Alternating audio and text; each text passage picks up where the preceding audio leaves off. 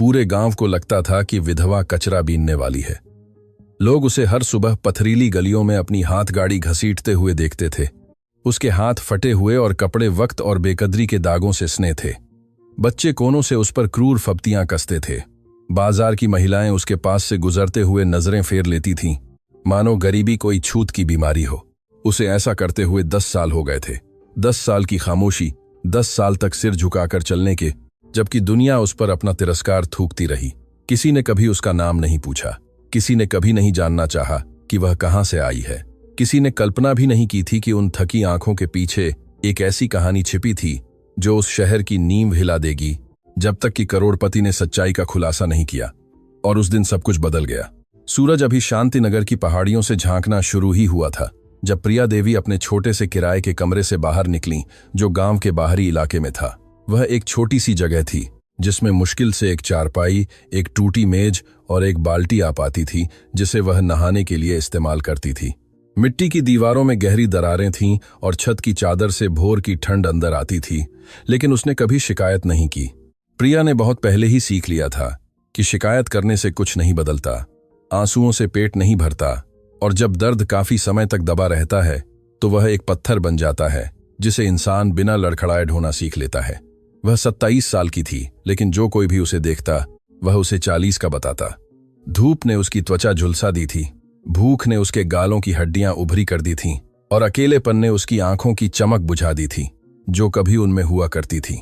उसने अपनी भूरी साड़ी पहनी जो अकेली थी, जिसमें कोई छेद नहीं दिख रहा था। उसने अपने बालों को एक बेतरतीब चोटी में बांधा और अपने गले में अपनी एकमात्र कीमती चीज लटकाई, एक छोटा चांदी का पेंगुइन, सालों से घिसा हुआ लेकिन साफ, हमेशा साफ। वह पेंगुइन ही उसकी आखिरी निशानी थी, रवि की, उसके पति की, उस आदमी की जिसने उसे साथ जिंदगी का वादा किया था और जिसे मौत उस अगस्त की एक सुबह अपने साथ ले गई, ठीक 10 साल पहले। प्रिया गांव के जागने से पहले ही सड़क पर निकल जाती थी। वह इसे पसंद करती थी। सुबह 5 बजे की खामोशी उसे 8 बजे की नजरों से बेहतर लगती थी। भोर की ठंड उसे दोपहर की मजाकिया हंसी से बेहतर लगती थी। उसने अपनी लकड़ी की हाथ गाड़ी उठाई, जिसे उसने खुद एक खाली जमीन में मिली लकड़ियों से बनाया था, और अपना रास्ता शुरू किया।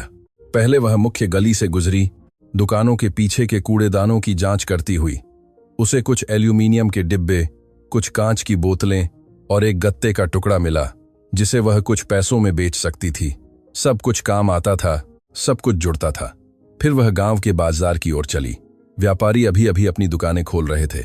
कुछ ने उसे पहचाना और उसे सब्जियों के बचे हुए टुकड़े फेंक दिए जिन्हें वे अब बेच नहीं सकते थे।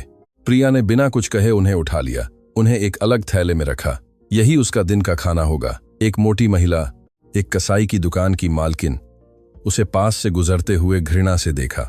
देखो, वह पेंगुइन वाली पागल औरत जा रही है, उसने अपनी पड़ोसी से बुदबुदाया। कहते हैं कि पति के छोड़ जाने के बाद वह ऐसी हो गई कि वह किसी और के साथ चला गया और वह अपना दिमाग खो बैठी। पड़ोसी ने दुर्भावना से सिर हिलाया। मैंने सुना है कि उसकी कभी शादी हुई ही नहीं, कि उसने पति के मरने की सारी कहानी सहानुभूति पाने के लिए गढ़ी, कि वह असल में हमेशा से एक आश्रित थी, एक गरीब जो दूसरों की दया पर जीती थी। प्रिया ने हर शब्द सुना। उसने उन्हें वैसे ही सुना था जैसे 10 सालों में उसने हजारों ऐसे शब्द सुने थे, और उसने कुछ नहीं कहा, क्योंकि वह क्या कह सकती थी कि वे गलत थीं, कि रवि सच में मौजूद था, कि वह असली था, कि वह अच्छा था, कि उसने उसे किसी भी आदमी से ज्यादा प्यार किया था। इस बदकिस्मत गांव में कोई फायदा नहीं था। सच, जब कोई सुनना नहीं चाहता तो वह एक बोझ बन जाता है जिसे केवल एक व्यक्ति ही ढो सकता है, और प्रिया अकेले ढोने की आदी हो चुकी थी। वह चलती रही जब तक गांव के सबसे दूर के इलाके में नहीं पहुंच गई, जहां घर झोपड़ियों में बदल जाते थे और पथरीले रास्ते मिट्टी के हो जाते थे। वहां एक सूखे नाले के पास एक अनौपचारिक कूड़ा घर था, जहां लोग अपनी जरूरत से ज्यादा चीजें फेंक देते थे। गांव के लिए वह कचरे की जगह थी, प्रिया के लिए वह उसका दफ्तर था। वह झुक गई और सामग्री अलग करने लगी। प्लास्टिक एक तरफ, धातु दूसरी तरफ, कांच एक कोने में। उसके हाथ सटीकता से चल रहे थे, एक ऐसे व्यक्ति के अनुभव के साथ जिसने हजारों बार यही काम किया था। काम करते हुए उसका मन अतीत में चला गया। हमेशा की तरह उसे रवि से पहली बार मिलने का याद आया। वह 17 साल की थी और अपनी मां की मदद करने के लिए सड़क किनारे एक खाने की दुकान पर काम करती थी। वह अगस्त की एक शाम बारिश में भीगा हुआ आया था। शरण और कुछ गर्म खाने की तलाश में।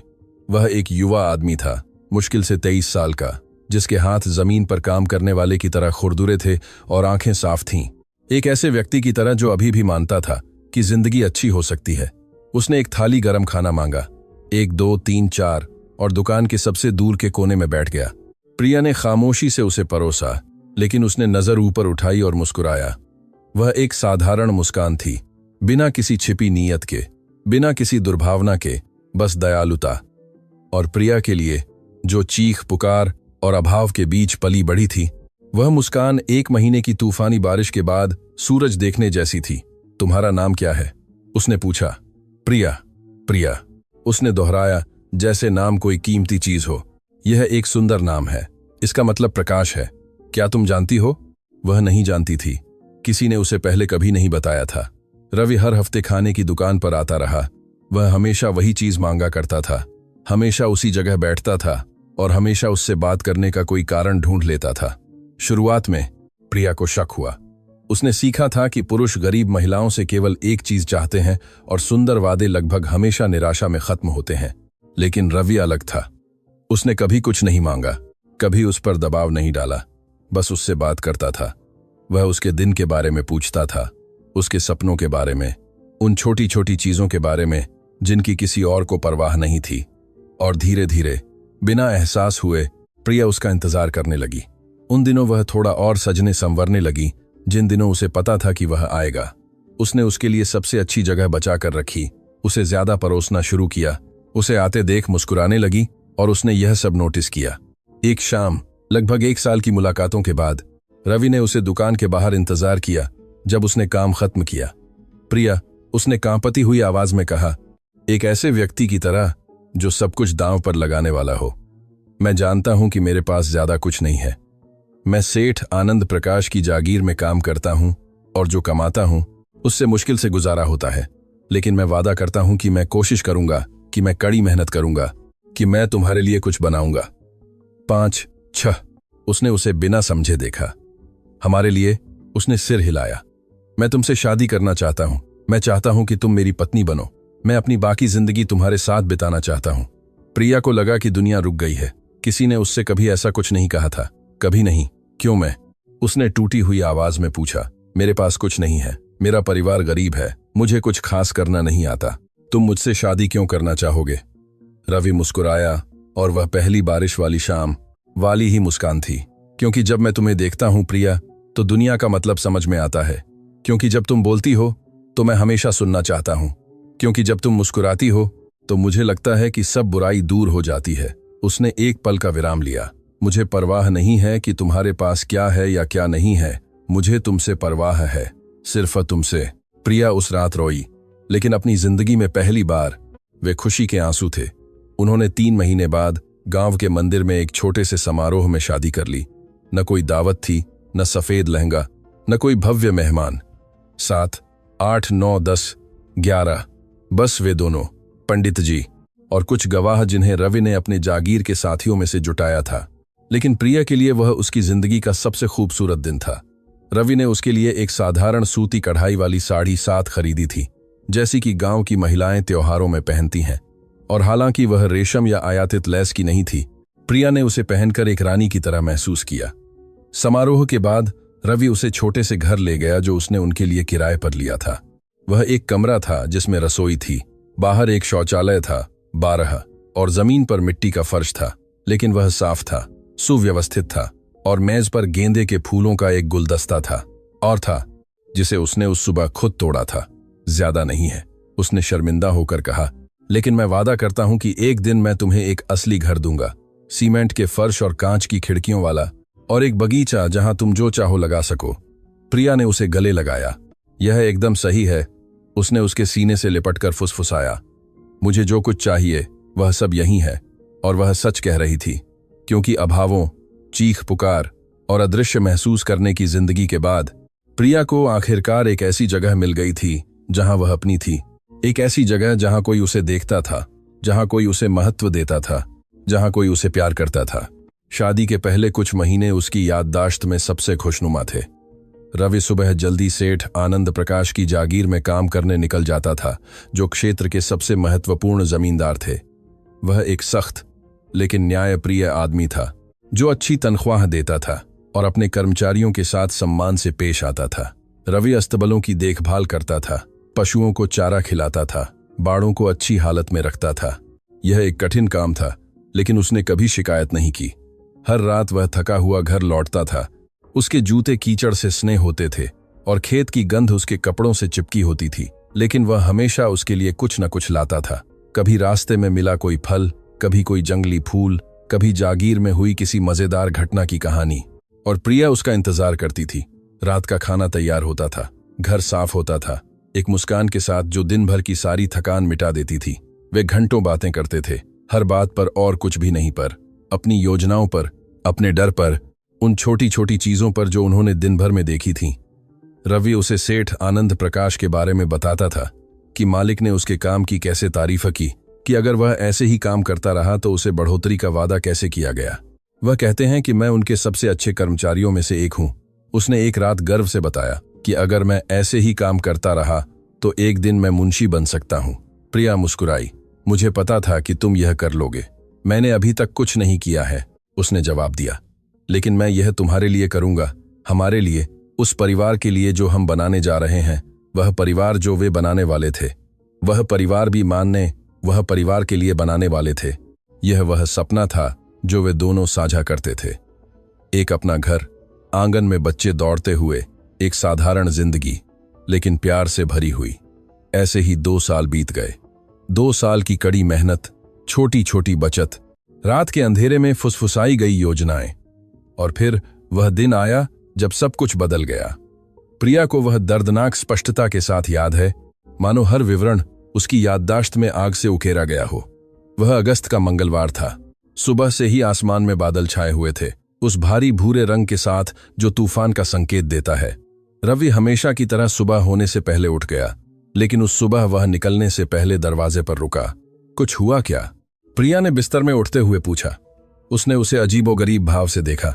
ठीक डर नहीं था, यह कुछ ज्यादा गहरा था, मानो वह कुछ ऐसा जानता था जिसे वह समझा नहीं सकता था। कुछ नहीं, उसने आखिरकार कहा, बस तुम्हें एक पल और देखना चाहता था। वह बिस्तर की ओर चला, झुका और उसके माथे पर चूमा। मैं तुमसे प्यार करता हूं प्रिया, इसे कभी मत भूलना। वह अभी भी नींद में मुस्कुराई। मैं भी तुमसे प्यार करती हूं, काम पर ध्यान रखना, हमेशा। और वह चला गया। प्रिया फिर सो गई, यह जाने बिना कि यह आखिरी बार होगा जब वह उसकी आवाज सुनेगी। तूफान दोपहर के आसपास आया। यह कोई आम बारिश नहीं थी, बल्कि एक भीषण मूसलाधार बारिश थी, जिसने रास्तों को कीचड़ की नदियों और नालों को उफनते हुए धारों में बदल दिया था। प्रिया ने सारी दोपहर खिड़की के पास इंतजार किया, पानी गिरते हुए देखा, यह सोचते हुए कि क्या रवि को जागीर में कहीं शरण मिल गई होगी। जब रात हुई और वह नहीं आया तो उसे चिंता होने लगी। जब आधी रात हुई तो डर आतंक में बदल गया, और जब किसी ने सुबह 3 बजे दरवाजा खटखटाया तो प्रिया को दरवाजा खोलने से पहले ही पता चल गया था कि उसकी जिंदगी टुकड़ों में बिखरने वाली है। वह सेठ आनंद प्रकाश थे, खुद मालिक, पैर से सिर तक भीगे हुए, टोपी हाथों में और आंखें लाल। प्रिया जी, उन्होंने कांपती हुई आवाज में कहा, एक दुर्घटना हो गई। जागीर से गुजरने वाला नाला उफन गया था। रवि पास की एक बाड़ की मरम्मत कर रहा था जब पानी बिना चेतावनी के आ गया। उसने भागने की कोशिश की, लेकिन तेज धार उसे बहा ले गई। उसे 2 घंटे बाद आधा किलोमीटर नीचे नदी में एक गिरे हुए पेड़ की शाखाओं के बीच फंसा हुआ पाया गया। वह अब सांस नहीं ले रहा था। प्रिया चिल्लाई नहीं, रोई नहीं, एक शब्द भी नहीं कहा, बस दरवाजे की चौखट पर खड़ी रही। सेठ आनंद प्रकाश को ऐसे देखती रही जैसे वह ऐसी भाषा बोल रहे हों जिसे वह समझ नहीं पा रही थी। मालिक बोलते रहे। उन्होंने अंतिम संस्कार के बारे में कुछ कहा, उन खर्चों के बारे में जो वह उठाएंगे, उस नुकसान के लिए उन्हें कितना अफसोस था। लेकिन प्रिया ने कुछ नहीं सुना। उसका मन कहीं और चला गया था, एक ऐसी जगह जहां रवि अभी भी जिंदा था, जहां वह उस सुबह घर से नहीं निकला था, जहां माथे पर चुंबन आखिरी नहीं था। अगले कुछ दिन एक सपने की तरह बीत गए, या यूं कहें कि एक दुःस्वप्न की तरह जिससे वह जाग नहीं पा रही थी। अंतिम संस्कार गांव के श्मशान घाट में हुआ। सेठ आनंद प्रकाश ने सब कुछ चुकाया जैसा उन्होंने वादा किया था। उन्होंने रवि के नाम पर एक साधारण लेकिन गरिमामय समाधि बनवाई, जिस पर उसका नाम पत्थर पर खुदा हुआ था। प्रिया वहां मौजूद थी, लेकिन असल में वहां नहीं थी। उसका शरीर हिल रहा था, जवाब दे रहा था। जब कोई उससे बात करता तो सिर हिलाती थी, लेकिन उसकी आत्मा कहीं रास्ते में रह गई थी। उस रात की कीचड़ और बारिश में खो गई थी। अंतिम संस्कार में ही वह रवि के परिवार से मिली। वह उनके बारे में लगभग कभी बात नहीं करता था। उसने केवल यह जिक्र किया था कि उसकी एक विधवा माँ और 2 बड़े भाई थे, और वह सालों पहले उनसे किसी वजह से दूर हो गया था, जिसे उसने कभी पूरी तरह से नहीं समझाया। अब वह समझ गई कि देवकी देवी रवि की माँ गहरे काले कपड़ों में, अपने चेहरे पर घूंघट और हाथों में एक माला कसकर पकड़े हुए अंतिम संस्कार में क्यों आई थीं। उसके दोनों बेटे सुरेश और नरेश अंगरक्षकों की तरह उसके बगल में खड़े थे। दोनों के चेहरे पर कठोर भाव थे और उनकी आंखें हिसाब किताब लगाने वाली थीं। प्रिया ने उनके पास जाने की कोशिश की। उसने सोचा कि साझा दर्द उन्हें एक कर सकता है, कि रवि के खोने से सास और बहू के बीच एक बंधन बन जाएगा। वह गलत थी। देवकी देवी ने उसे ऊपर से नीचे तक देखा, जिसमें तिरस्कार छुपाने की कोई कोशिश नहीं थी। तो तुम हो वह औरत जिससे मेरे बेटे ने शादी की थी, उसने शब्द थूकते हुए कहा, जिसने उसे उसके परिवार से दूर कर दिया, जिसने उसे हमें छोड़ने के लिए मना लिया। प्रिया चौंक कर पीछे हट गई। मात, मुझे मां मत बुलाओ, बुढ़िया ने बीच में ही टोक दिया। तुम मेरे लिए कोई नहीं हो। मेरे बेटे ने तुमसे शादी करके एक गलती की थी और अब वह मर गया है। मुझे बस इतना ही जानना है। सुरेश, बड़ा भाई एक कदम आगे बढ़ा। देखो, हम कोई परेशानी नहीं चाहते। हम बस अपने भाई को दफनाने और बचे हुए मामलों को निपटाने आए हैं। बचे हुए मामले? प्रिया नहीं समझ पाई। नरेश, दूसरा भाई, ने ठंडी मुस्कान के साथ कहा, रवि हमारा भाई था। उसका खून, जो कुछ भी उसने छोड़ा है, वह हमारा है, असली परिवार का। प्रिया को लगा कि उसके पैरों तले जमीन खिसक रही है। चांद, मैं उसकी पत्नी हूं, उसने कांपती आवाज में कहा। हमारी शादी को 2 साल हो गए थे। एक कागज कुछ भी मायने नहीं रखता, देवकी देवी ने जवाब दिया। परिवार तो परिवार होता है, और तुम हमारे परिवार का हिस्सा नहीं हो। अंतिम संस्कार के बाद स्थिति और बिगड़ गई। रवि के भाइयों ने दबाव डालना शुरू कर दिया। वे वह घर चाहते थे जहां वे रहते थे। वे रवि की बचाई हुई पूंजी चाहते थे। वे सब कुछ चाहते थे। प्रिया में लड़ने की ताकत नहीं थी। दर्द ने उसे अंदर से खाली कर दिया था। उसे एक खोखले खोल की तरह छोड़ दिया था, जो मुश्किल से काम कर पा रहा था। हर सुबह वह रवि की आवाज सुनने की उम्मीद में जागती थी, और हर सुबह खामोशी उसे याद दिलाती थी कि वह अब नहीं था। अंतिम संस्कार के 1 हफ्ते बाद देवकी देवी और उनके बेटे एक वकील के साथ घर आए। हमारे पास दस्तावेजा हैं, सुरेश ने विजयी मुस्कान के साथ कहा। रवि ने कभी अपनी वसीयत नहीं बदली। जो कुछ भी उसके पास था, वह हमारी मां के नाम पर है। प्रिया ने कागजात को बिना समझे देखा। लेकिन वह मेरा पति था, एक मृत पति, नरेश ने टोक दिया। और कानून के अनुसार अगर कोई वसीयत इसके विपरीत नहीं कहती, तो संपत्ति खून के रिश्ते वाले परिवार को मिलती है। वकील, मोटे चश्मे वाला एक पतला आदमी, बिना सिर उठाए सिर हिलाया।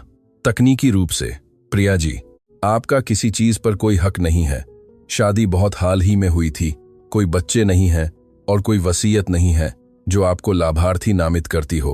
प्रिया को लगा कि उसके आसपास की दुनिया ढह रही है, पैसे के लिए नहीं, घर के लिए नहीं, बल्कि इसीलिए कि उसे उस पल एहसास हुआ कि वह कितनी अकेली थी। रवि ही उसका एकमात्र आश्रय था, उसका एकमात्र परिवार, उसका एकमात्र कारण यह मानने का कि जिंदगी अच्छी हो सकती है। और अब वह नहीं था और उसके पास कोई नहीं था। उस रात प्रिया उस बिस्तर के किनारे बैठ गई जिसे उसने रवि के साथ साझा किया था, और अपने आसपास देखा। घर पहले जैसा ही था। मेज पर फूलों का गुलदस्ता, जहां वह जंगली फूल रखता था। कुर्सी जहां वह काम के बाद अपने जूते उतारने बैठता था। खिड़की जहां से सुबह की रोशनी आती थी और उसे सोते हुए रोशन करती थी। सब कुछ पहले जैसा ही था, लेकिन सब कुछ अलग था, क्योंकि वह अब नहीं था। और उसके बिना वे दीवारें एक घर नहीं थीं, वे बस पत्थर और मिट्टी थीं, एक छत को थामे हुए थीं, जो अब किसी चीज की रक्षा नहीं करती थी। प्रिया ने लड़ने के बारे में सोचा, अपने लिए एक वकील ढूंढने के बारे में, यह साबित करने के बारे में कि वह वैध पत्नी थी, जो उसका हक था उसे वापस लेने के बारे में। लेकिन किस ताकत से? दर्द ने उसे खाली कर दिया था। उसके पास वकीलों को भुगतान करने के लिए पैसे नहीं थे। उसके पास कोई परिवार नहीं था जो उसका समर्थन करता। उसके पास तो हर सुबह उठने की भी ताकत नहीं थी। और इसके अलावा कुछ और था, कुछ ऐसा जो उसे अंदर से खा रहा था, एक सड़े हुए फल में कीड़े की तरह, अपराध बोध। प्रिया यह सोचना बंद नहीं कर पाती थी कि किसी न किसी तरह रवि की मौत उसकी गलती थी, कि अगर उसने उससे शादी न की होती तो उसे इतनी कड़ी मेहनत न करनी पड़ती, कि अगर वह एक बेहतर पत्नी होती तो वह और सावधान रहता, कि अगर वह मौजूद न होती तो वह अभी भी जिंदा होता। ये तर्कहीन विचार थे। वह जानती थी, लेकिन दर्द तर्क नहीं समझता। दर्द सिर्फ निगलना जानता है। और फिर उसने एक फैसला लिया, एक फैसला जो उसकी बाकी जिंदगी बदल देगा। वह नहीं लड़ेगी, वह नहीं रहेगी, वह किसी पर बोझ नहीं बनेगी। रवि ने हमेशा उससे कहा था कि वह मजबूत है, कि उसके पास ऐसी गरिमा है जिसे कोई उससे छीन नहीं सकता, कि उसे मूल्यवान होने के लिए किसी से कुछ भी नहीं चाहिए। वह यह साबित करने वाली थी कि वह सही था। वह उस घर से सिर उठाकर निकलेगी। वह रवि के परिवार को सब कुछ लेने देगी, इसलिए नहीं कि उनका हक था, बल्कि इसीलिए कि वह कुछ भी नहीं चाहती थी जो उसे याद दिलाए कि उसने क्या खोया था। वह फिर से शुरुआत करने वाली थी, अकेली, शून्य से। अगली सुबह प्रिया ने अपनी कुछ चीजें एक कपड़े के थैले में पैक की। एक जोड़ी कपड़े, एक बालों का ब्रश, अपनी शादी की एक तस्वीर जो उसने एक दराज के नीचे छिपा रखी थी, और चांदी का पेंगुइन, वह छोटा पेंगुइन जो रवि ने उसे अपनी पहली सालगिरह पर तोहफे में दिया था। यह एक पेंगुइन है, उसने उसे उस मुस्कान के साथ कहा था जो सब कुछ रोशन कर देती थी, क्योंकि पेंगुइन जिंदगी में केवल एक बार प्यार करते हैं, और मुझे तुमसे प्यार हो गया। प्रिया ने पेंगुइन को अपने सीने से दबाया और आंखें बंद कर लीं। वह रवि की आवाज इतनी साफ सुन सकती थी जैसे वह उसके पास ही खड़ा हो। तुम ठीक रहोगी मेरी जान, तुम जितनी सोचती हो उससे ज्यादा मजबूत हो। उसने आंखें खोलीं। आंसू उसके गालों से बह रहे थे, लेकिन उसके चेहरे पर दृढ़ता थी। वह बिना पीछे मुड़े घर से बाहर निकल गई। देवकी देवी ने उसे कोने से देखा, जहां वह अपने बेटों के साथ संपत्ति पर कब्जा करने का इंतजार कर रही थी। तुम जा रही हो? बुढ़िया ने ताने से पूछा। मुझे लगा था कि तुम और लड़ोगी। प्रिया रुक गई। उसने सीधे उसकी आंखों में देखा। मुझे चीजों के लिए लड़ने की जरूरत नहीं है प्रिया जी। रवि ने मुझे सिखाया कि इस जिंदगी में केवल प्यार ही मायने रखता है, और वह आप मुझसे कभी नहीं छीन सकती। देवकी देवी ने भौहें चढ़ाईं। उस महिला की शांति से हैरान थी जिसे टूट जाना चाहिए था। तुम पागल हो, उसने बुदबुदाया। हो सकता है, प्रिया ने जवाब दिया, लेकिन मैं आजाद हूं। और वह बिना मुड़े, बिना रुके, बिना यह जाने कि वह कहां जा रही थी, चलती रही। पहले कुछ महीने सबसे मुश्किल थे। प्रिया एक गांव से दूसरे गांव काम की तलाश में भटकती रही, जहां भी उसे मिल सकता था। उसने दूसरों के कपड़े धोए, घरों की सफाई की, बाजार में बोझ उठाया। वह कुछ भी स्वीकार कर लेती थी जिससे उसे खाने के लिए कुछ सिक्के मिल सकें। वह जहां भी सो सकती थी, सो जाती थी। कभी उन मंदिरों में जिनके दरवाजे खुले रह जाते थे, कभी परित्यक्त अस्तबलों में, कभी बस एक पेड़ के नीचे तारों को देखती हुई, और यह सोचते हुए कि क्या रवि उसे कहीं से देख रहा होगा। उसने भूख, ठंड झेली, पूरी रात चुपचाप रोते हुए बिताई, यह सोचते हुए कि क्या उसने सही फैसला लिया था। लेकिन वह कभी वापस नहीं लौटी, कभी रवि के परिवार से मदद नहीं मांगी, कभी सेठ आनंद प्रकाश से कुछ भी दावा करने के लिए नहीं गई। उसका गर्व, वह खामोश गर्व जिसे रवि इतना सराहता था, उसे तब खड़ा रखता था जब सब कुछ ढह जाता था। कई महीनों के भटकने के बाद वह शांतिनगर पहुंची। यह दूसरे गांवों से बड़ा गांव था, जिसमें एक सक्रिय बाजार और आसपास कई जागीरें थीं। प्रिया ने सोचा कि यहां उसे स्थिर काम मिल सकता है, शायद एक घरेलू सहायिका या रसोई सहायक के रूप में, लेकिन किसी ने उसे नौकरी नहीं दी।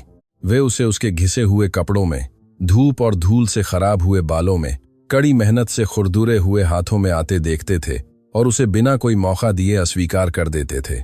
हमें किसी की जरूरत नहीं है, वे उससे कहते थे। हमारे पास पहले से ही मदद करने वाले हैं, वे झूठ बोलते थे। किसी और दिन आना, वे वादा करते थे, यह जानते हुए कि वे उसे कभी नहीं बुलाएंगे। प्रिया जल्दी समझ गई कि इस गांव के लिए वह अदृश्य थी, सड़कों पर भटकने वाली अनगिनत गरीब महिलाओं में से एक छाया, जिसका न कोई नाम था न कोई कहानी, और उसने इसे स्वीकार करने का फैसला किया। अगर कोई उसे नौकरी नहीं देगा तो वह गुजारा करने का कोई और रास्ता ढूंढेगी। उसने कचरा बीनना शुरू कर दिया। शुरुआत में उसे शर्म आती थी। हर बार जब वह एक डिब्बा या बोतल उठाने के लिए झुकती थी तो उसे लगता था कि उसके अंदर कुछ और टूट रहा है। लेकिन भूख गर्व से ज्यादा मजबूत होती है और जरूरत शर्म से ज्यादा शक्तिशाली होती है। धीरे धीरे प्रिया ने यह काम सीख लिया। उसने पता लगाया कि किन चीजों का मूल्य था और किन का नहीं। उसने उन समयों को जाना जब व्यापारी कचरा निकालते थे, वे दिन जब ज्यादा उपयोगी चीजें होती थीं, वे जगहें जहां वह अपनी जुटाई हुई चीजें बेच सकती थी। उसने मिली हुई लकड़ियों से अपनी हाथ गाड़ी बनाई। उसने गांव के बाहरी इलाके में एक सस्ता कमरा ढूंढा और एक दिनचर्या स्थापित की जिसे वह अगले 10 सालों तक दोहराती रही। सुबह होने से पहले उठना, चुपचाप गलियों में घूमना, दूसरों द्वारा फेंकी गई चीजें इकट्ठा करना, उन्हें कुछ पैसों में बेचना, गुजारा करने के लिए न्यूनतम खरीदना, कमरे में वापस आना, सोना, दोहराना। साल उंगलियों से पानी की तरह गुजर गए। प्रिया ने दिन, महीने, सालगिरह गिनना बंद कर दिया। समय भूरी सुबहों और एकांत शामों का एक समान द्रव्यमान बन गया। उसका शरीर समय से पहले बूढ़ा हो गया। बूढ़ा माना सा, वन बारी सा। झुर्रियां उसके चेहरे पर सूखी जमीन में दरारों की तरह दिखाई दी। उसकी पीठ झुक गई थी, इतना झुकने से। उसके हाथ प्यूमाइस पत्थर की तरह खुरदुरे हो गए थे, लेकिन उसकी आत्मा, हालांकि पीड़ित थी, पूरी तरह से टूटी नहीं थी। हर रात सोने से पहले प्रिया चांदी का पेंगुइन निकालती और उसे अपने दिल से लगाती और रवि से बात करती। वह उसे अपने दिन के बारे में बताती, उन चीजों के बारे में जो उसे मिली थीं, उन लोगों के बारे में जिन्होंने उसे बुरा देखा था, या उन कुछ लोगों के बारे में जिन्होंने उसे मुस्कुराया था। और हमेशा अंत एक ही होता था, मुझे तुम्हारी याद आती है मेरे प्यार, लेकिन मैं अभी भी यहीं हूं, मैं अभी भी खड़ी हूं, जैसा तुमने मुझे सिखाया था। गांव ने इस बीच अपनी खुद की कहानी उस पर बना ली। किसी को उसका असली नाम नहीं पता था, किसी को उसका अतीत नहीं पता था, इसलिए उन्होंने जो चाहा वह गढ़ लिया। कुछ कहते थे कि वह पागल है, कि किसी भयानक आघात के बाद उसने अपना दिमाग खो दिया था। कुछ कहते थे कि वह शराबी थी, कि उसने शराब से अपनी जिंदगी बर्बाद कर ली थी। कुछ और कहते थे कि वह कभी कोई नहीं थी, कि वह हमेशा से ऐसी ही थी, बिना किसी मूल या मंजिल के कचरा बीनने वाली। उन्होंने उसे क्रूर उपनाम दिए, हाथगाड़ी वाली पागल औरत, भूखी मरती हुई, पेंगुइन वाली। यह आखिरी उपनाम उसे इसलिए मिला क्योंकि चाहे उसके कपड़े कितने भी गंदे या खराब क्यों ना हो, चांदी का पेंगुइन हमेशा उसके गले में चमकता रहता था, हमेशा साफ, हमेशा दिखाई देता था। गांव के बच्चे उसे डराने वाले के रूप में इस्तेमाल करते थे। अगर तुम अच्छे नहीं रहोगे तो तुम पेंगुइन वाली पागल औरत की तरह बनोगे, माएं अपने बच्चों से कहती थीं, और बच्चे उसके पास से गुजरते हुए उस पर चिल्लाते थे, उस पर छोटे पत्थर फेंकते थे, उसके चलने के तरीके का मजाक उड़ाते थे। प्रिया ने कभी जवाब नहीं दिया, कभी अपना बचाव नहीं किया, बस अपनी आंखें जमीन पर गड्ढाए और दिल को बंद करके आगे बढ़ती रही। उसने सीखा था कि शब्द तभी चोट पहुंचाते हैं जब कोई उन्हें अनुमति देता है, और उसने बहुत पहले ही अनुमति देना बंद कर दिया था। ऐसे ही 10 साल बीत गए। 10 साल का अकेलापन, 10 साल की खामोशी, 10 साल तक सबके लिए कोई न होना। जब तक उस अक्टूबर की सुबह नहीं आई, वह दिन जब एक काली मर्सिडीज एक कूड़ेदान के पास रुकी और किस्मत, जो उसे भूल चुकी थी, ने आखिरकार उसे देखने का फैसला किया। सेठ आनंद प्रकाश ने उम्र के साथ अच्छी तरह से बुढ़ापा बिताया था। 12, 13, 58 साल की उम्र में भी उन्होंने एक ऐसे व्यक्ति का सीधा पोस्चर बनाए रखा था जिसे आदेश देने की आदत थी, और एक ऐसी गहरी नजर थी जिसने बहुत कुछ देखा था, जिसे आसानी से धोखा नहीं दिया जा सकता था। उनके बाल अब पूरी तरह से भूरे उन्हें एक ऐसा अधिकारपूर्ण रूप देते थे जो उनके लिनन के सूट और चमकीले चमड़े के जूतों के साथ मेल खाता था। वह क्षेत्र के सबसे महत्वपूर्ण जमींदार थे। 3 जागीरों, हजारों पशुओं और कई पीढ़ियों से चली आ रही दौलत के मालिक थे। लेकिन अपनी स्थिति के अन्य पुरुषों के विपरीत सेठ आनंद प्रकाश कभी क्रूर मालिक नहीं थे। उनके कर्मचारी उनका सम्मान करते थे क्योंकि वह उनका सम्मान करते थे, उचित वेतन देते थे, अपने वादों को पूरा करते थे, और उनके लिए काम करने वाले हर व्यक्ति के नाम, चेहरे और कहानियों के लिए एक अद्भुत याददाश्त रखते थे। इसलिए जब उनके ड्राइवर ने उस अक्टूबर की सुबह शांतिनगर के बाजार के पास मर्सिडीज खड़ी की और सेठ आनंद प्रकाश ने कोने में एक महिला को कचरा बीनते देखा, तो उनके अंदर कुछ हिल गया। 14, 15, 16, 17, 18। शुरुआत में उन्हें नहीं पता था कि यह क्या था। महिला पीठ करके खड़ी थी, एक कूड़ेदान पर झुकी हुई, यांत्रिक गतियों से डिब्बे और बोतलें अलग कर रही थी। उसके कपड़े गंदे थे, उसके बाल एक फीके दुपट्टे के नीचे उलझे हुए थे, और उसकी झुकी हुई आकृति वर्षों की कड़ी मेहनत और अभावों की कहानी कहती थी। यह भारत के किसी भी गांव में एक आम दृश्य था, कुछ भी ऐसा नहीं जो विशेष रूप से ध्यान आकर्षित करता। लेकिन सेठ आनंद प्रकाश अपनी नजर हटा नहीं पा रहे थे। उस महिला में कुछ ऐसा था, उसके चलने के तरीके में कुछ ऐसा था, उसके सिर झुकाने के तरीके में कुछ ऐसा था, जो उनकी याददाश्त एक दूर की स्मृति से जोड़ने की कोशिश कर रही थी। यहां इंतजार करो, उन्होंने ड्राइवर से कहा, और बिना यह बताए कि क्यों, कार से उतर गए। वह धीरे धीरे महिला की ओर चले, जैसे कोई किसी डरे हुए जानवर के पास जाता है जो कभी भी भाग सकता है। उसने उनके आने की आवाज नहीं सुनी। वह अपने काम में लीन थी, हजारों बार यही काम करने वाले की दक्षता से सामग्री अलग कर रही थी। सेठ आनंद प्रकाश कुछ मीटर की दूरी पर रुके और तब उन्हें वह दिखा। उसके गले में चांदी की चमक, एक छोटा पेंगुइन जो उसके गंदे कपड़े पर चमक रहा था। सेठ आनंद प्रकाश का दिल रुक गया। वह उस पेंगुइन को जानते थे। उन्होंने उसे पहले देखा था 10 साल पहले अपने सबसे अच्छे कर्मचारियों में से एक रवि शर्मा के अंतिम संस्कार में। वह युवा जो उफनते नाले में डूबकर मर गया था, वह ईमानदार और मेहनती लड़का जो हमेशा अपनी पत्नी के बारे में ऐसी भक्ति से बात करता था जो दिल को छू जाती थी। वह आदमी जो अपने गले में एक जैसा पेंगुइन पहने रहता था, क्योंकि जैसा वह कहता था, पेंगुइन जिंदगी में एक ही बार प्यार करते हैं। सेठ आनंद प्रकाश को अंतिम संस्कार याद आया।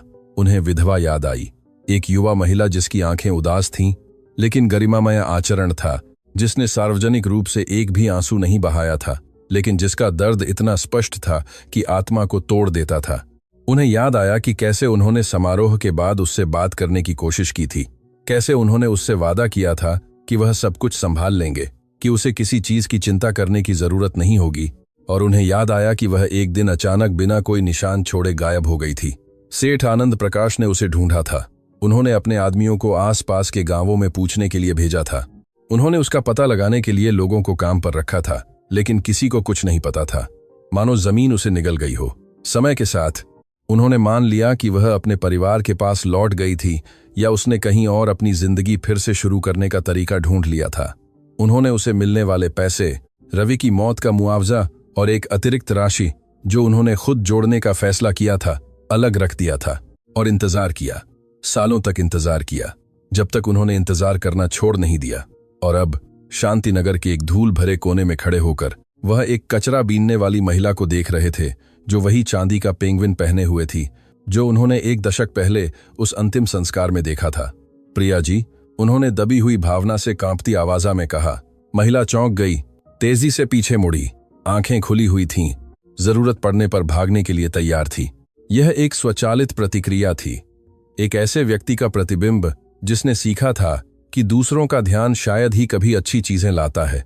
लेकिन जब उसने सूट पहने और भूरे बालों वाले आदमी को देखा तो उसके भाव में कुछ बदल गया। उसने उसे तुरंत नहीं पहचाना। 10 साल बीत चुके थे और दर्द की एक ऐसी तरीका होता है जो याददाश्त को धुंधला कर देता है। लेकिन उन आंखों में कुछ जाना पहचाना था, कुछ ऐसा जिससे उसे लगा कि वह इस आदमी की मौजूदगी में पहले भी रही है। मुझे कोई परेशानी नहीं चाहिए, उसने एक कदम पीछे हटते हुए कहा। मैं जा रही हूं, मैं कुछ भी गलत नहीं कर रही हूं। रुकिए, सेठ आनंद प्रकाश ने एक हाथ उठाया।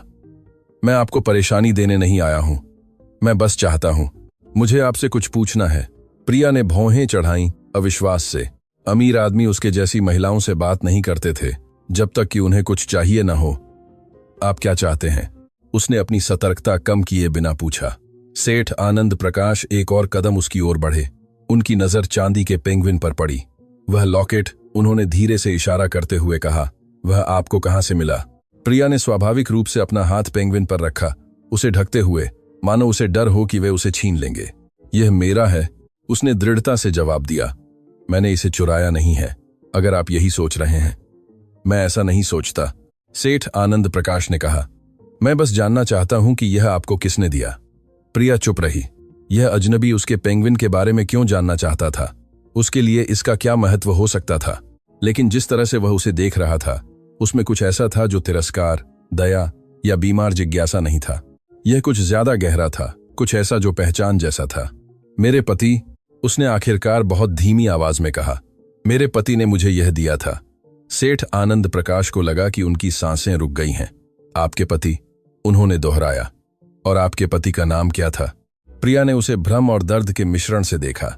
सालों हो गए थे जब उसने वह नाम जोर से नहीं बोला था। सालों हो गए थे जब उसने उसे किसी के साथ साझा नहीं किया था। लेकिन इस आदमी की आंखों में कुछ ऐसा था जो उसे बता रहा था कि वह भरोसा कर सकती है, कि उसे भरोसा करना चाहिए। रवि, उसने फुसफुसाया। उसका नाम रवि शर्मा था। सेठ आनंद प्रकाश ने आंखें बंद कर लीं और कई सालों में पहली बार उन्हें लगा कि आंसू बहने वाले हैं। हे भगवान, उन्होंने बुदबुदाया। मैंने उसे इतने समय बाद पाया, आखिरकार मैंने उसे ढूंढ लिया। प्रिया को कुछ समझ नहीं आया। आप किस बारे में बात कर रहे हैं? आप कौन हैं? सेठ आनंद प्रकाश ने आंखें खोली और उसे ऐसी तीव्रता से देखा जिससे वह कांप उठी। प्रिया जी, उन्होंने कहा, मेरा नाम आनंद प्रकाश है। मैं आपके पति का मालिक था। उन सालों में जब उन्होंने मेरी जागीर में काम किया, मैं ही वह था जो उस रात आपके दरवाजे पर उनकी मौत की खबर देने आया था, और मैं पिछले 10 सालों से आपको ढूंढ रहा हूं। प्रिया को लगा कि उसके पैर लड़खड़ा रहे हैं। उसके आसपास की दुनिया घूमने लगी। अतीत की छवियां बिजली की तरह उसके दिमाग में कौंध गईं। तूफान वाली रात, उसके दरवाजे पर भीगा हुआ आदमी, वे शब्द जिन्होंने उसकी जिंदगी को तबाह कर दिया। आप, उसने अपने हाथ से मुंह ढंकते हुए बुदबुदाया। आप ही हो? हाँ, मैं ही हूं। सेठ आनंद प्रकाश ने पुष्टि की, और मुझे आपकी मेरे साथ आने की जरूरत है। आपको कुछ जानना है, कुछ ऐसा जो मुझे आपको 10 साल पहले बताना चाहिए था। प्रिया ने सिर हिलाया, पीछे हटते हुए। नहीं, मुझे कुछ नहीं जानना। बहुत समय हो गया है, अब कोई फर्क नहीं पड़ता। फर्क पड़ता है, सेठ आनंद प्रकाश ने जोर दिया। जितना आप सोच भी नहीं सकती, उससे ज्यादा फर्क पड़ता है। क्यों? प्रिया की आवाज टूट गई। जो कुछ हुआ उसके बाद क्या फर्क पड़ सकता है? रवि मर चुका है। मैं कोई नहीं हूं। आप मुझे क्या बता सकते हैं जो कुछ भी बदल दे? सेठ आनंद प्रकाश ने उसे ऐसे भाव से देखा जिसमें दर्द और दृढ़ता मिली हुई थी। मैं आपको बता सकता हूं, उन्होंने धीरे धीरे जवाब दिया, कि आपके पति आपके लिए कुछ छोड़ गए थे। कुछ ऐसा जो उनके परिवार ने आपसे छिपाया था। कुछ ऐसा जो आपका हक है। प्रिया ने पलकें झपकाईं। आप किस बारे में बात कर रहे हैं? सेठ आनंद प्रकाश ने अपना हाथ उसकी ओर बढ़ाया। मेरे साथ आइए, मैं आपको सब कुछ समझाऊंगा, लेकिन यहां नहीं, सड़क पर नहीं। आप इसे सम्मान के साथ सुनने की हकदार हैं, एक उचित जगह पर। प्रिया ने बढ़े हुए हाथ को देखा। एक साफा हाथ, सजे हुए नाखून और कलाई पर सोने की घड़ी, उसके अपने हाथों से कितना अलग, जो सालों के गंदे काम से फटे और दागदार थे। क्या वह इस आदमी पर भरोसा कर सकती थी? क्या वह यह मान सकती थी कि इतने समय बाद कुछ अच्छा हो सकता है? चांदी का पेंगुइन उसके सीने पर चमका, और प्रिया ने बिना यह जाने कि क्यों अपना हाथ बढ़ाया और सेठ आनंद प्रकाश का हाथ थाम लिया। ठीक है, उसने कहा, मैं आपके साथ चलूंगी। काली मर्सिडीज शांतिनगर की सड़कों पर आगे बढ़ रही थी, जबकि प्रिया चुपचाप खिड़की से बाहर देख रही थी। वह कभी ऐसी कार में नहीं बैठी थी। चमड़े की सीट किसी भी बिस्तर से ज्यादा नरम थी जिस पर वह सोई थी। एयर कंडीशनिंग से ठंडी हवा चल रही थी जो सड़कों की धूल भरी गर्मी के विपरीत थी, और इंजन की खामोशी, एयर एंड कंडीशनिंग इंजन की खामोशी इतनी गहरी थी कि ऐसा लगता था कि वे सड़क पर चलने के बजाय तैर रहे थे। सेठ आनंद प्रकाश ने रास्ते में बात नहीं की। वह समझ गए थे कि महिला को जो कुछ हो रहा था उसे समझने के लिए समय चाहिए। 10 साल का अकेलापन बाजार के कोने में हुई बातचीत से मिटाया नहीं जा सकता। ड्राइवर गांव के बाहरी इलाके तक चला, जहां मामूली घर व्यापक जमीनों और ज्यादा भव्य इमारतों को रास्ता देते थे। आखिरकार कार एक औपनिवेशिक शैली की हवेली के सामने रुकी, जिसकी सफेद दीवारें, लाल टाइल वाली छत और बोगनविलिया से भरा बगीचा था। यह वह घर था जिसे सेठ आनंद प्रकाश शांतिनगर में व्यापार के लिए आते समय इस्तेमाल करते थे। यह उनका मुख्य निवास नहीं था, लेकिन इसमें मेहमानों को आराम से ठहराने के लिए सब कुछ था। हम पहुंच गए हैं, उन्होंने कार का दरवाजा खोलते हुए कहा। कृपया मेरे साथ आइए। प्रिया बेतरतीब ढंग से गाड़ी से उतरी, मानो उसके पैर भूल गए हों कि जमीन और पत्थर के अलावा किसी और सतह पर कैसे चलना है। उसने हवेली को खुली आंखों से देखा। यह किसी भी जगह से बड़ी थी जहां वह रही थी, यहां तक कि गांव के मंदिर से भी बड़ी थी जहां उसने रवि से शादी की थी। मुझे नहीं पता कि मुझे यहां होना चाहिए या नहीं, उसने बुदबुदाया। मैं ऐसी जगह से नहीं हूं। सेठ आनंद प्रकाश रुके और उसे गंभीरता से देखा। प्रिया जी, पूरे सम्मान के साथ, आप जहां चाहें वहां की हैं। गरीबी किसी व्यक्ति के मूल्य को परिभाषित नहीं करती है, और आज पहले से कहीं ज्यादा मुझे चाहिए कि आप इसे याद रखें। प्रिया नहीं जानती थी कि क्या जवाब दे। 10 सालों में किसी ने उससे ऐसे बात नहीं की थी। वे एक नक्काशीदार लकड़ी के गेट से घर में दाखिल हुए। अंदर ठंडा और शांत था, टाइल वाले फर्श और गहरे लकड़ी के फर्नीचर के साथ। एक घरेलू सहायिका ने उन्हें दालान में स्वागत किया और प्रिया को मुश्किल से छिपी हुई हैरत से देखा। कमलाबाई, सेठ आनंद प्रकाश ने कहा, हमारी मेहमान के लिए कॉफी और कुछ खाने को तैयार करें, और कृपया मुझे बताने तक हमें परेशान न करें। सहायिका ने सिर हिलाया और एक गलियारे से गायब हो गई। सेठ आनंद प्रकाश प्रिया को एक बड़े कमरे में ले गए। जिसमें दीवारें किताबों से भरी अलमारियों से ढकी थीं और खिड़की के पास महोगनी की मेज थी। उन्होंने उसे हरे मखमली सोफे पर बैठने का इशारा किया, जबकि वह उसके सामने बैठ गए। एक पल के लिए उनमें से किसी ने बात नहीं की। प्रिया अपनी गंदी और खुरदुरे हाथों को देख रही थी, जो सोफे के महीन कपड़े पर टिके थे। उसे ऐसा लग रहा था जैसे वह गलत जगह पर हो, एक सफेद कैनवास पर कीचड़ के दागड़ की तरह। मैं जानता हूं कि आपके बहुत सारे सवाल हैं, सेठ आनंद प्रकाश ने आखिरकार कहा, और मैं उन सभी का जवाब दूंगा। लेकिन पहले मुझे यह जानना है कि रवि के अंतिम संस्कार के बाद क्या हुआ था। मुझे जानना है कि आप क्यों गायब हो गईं। प्रिया ने नजर ऊपर उठाई। सेठ आनंद प्रकाश की आंखें दयालु थीं, लेकिन जोरदार थीं। आप यह क्यों जानना चाहते हैं? उसने पूछा। बहुत समय हो गया है, क्योंकि 10 सालों तक मुझे लगा कि आपने अपनी जिंदगी फिर से शुरू करने का तरीका ढूंढ लिया था, उन्होंने जवाब दिया।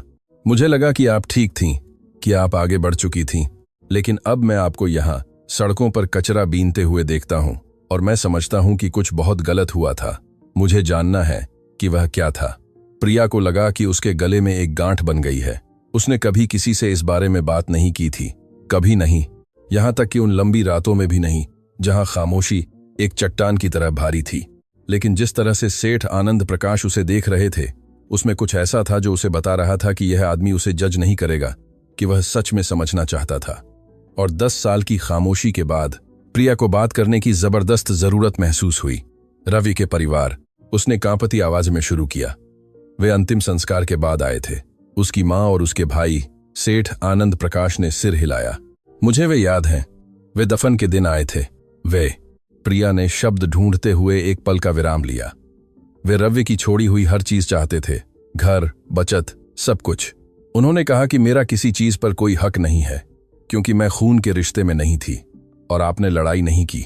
सेठ आनंद प्रकाश ने भौहें चढ़ाकर पूछा। प्रिया ने सिर हिलाया। मेरे पास ताकत नहीं थी। रवि अभी अभी मरा था। मैं बिस्तर से उठ भी नहीं पा रही थी। और उनके पास एक वकील था। उनके पास कागजात थे। मेरे पास कुछ नहीं था। लेकिन आप उसकी वैध पत्नी थी। सेठ आनंद प्रकाश ने जोर दिया।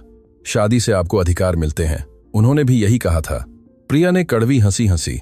लेकिन वकील ने समझाया कि रवि ने कभी वसीयत नहीं बनाई कि अगर कोई दस्तावेज मुझे नामित नहीं करता तो सब कुछ उसकी मां को चला जाएगा।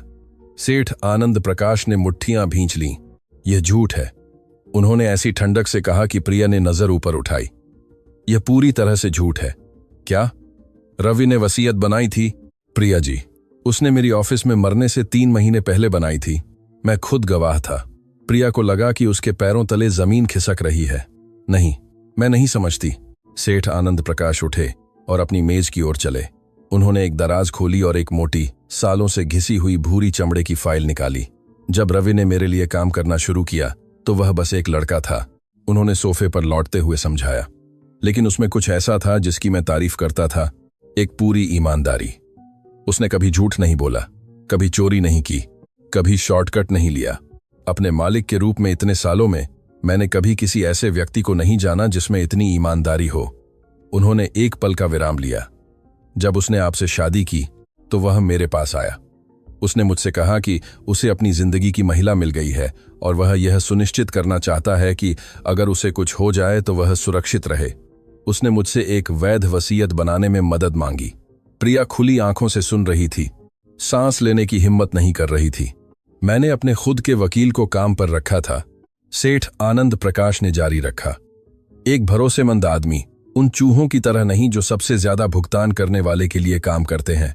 और हमने मिलकर दस्तावेज़ तैयार किया। उन्होंने फाइल खोली और एक पीला पड़ा, सावधानी से संरक्षित कागज निकाला। यह रवि शर्मा की वसीयत है, उन्होंने उसे देते हुए कहा।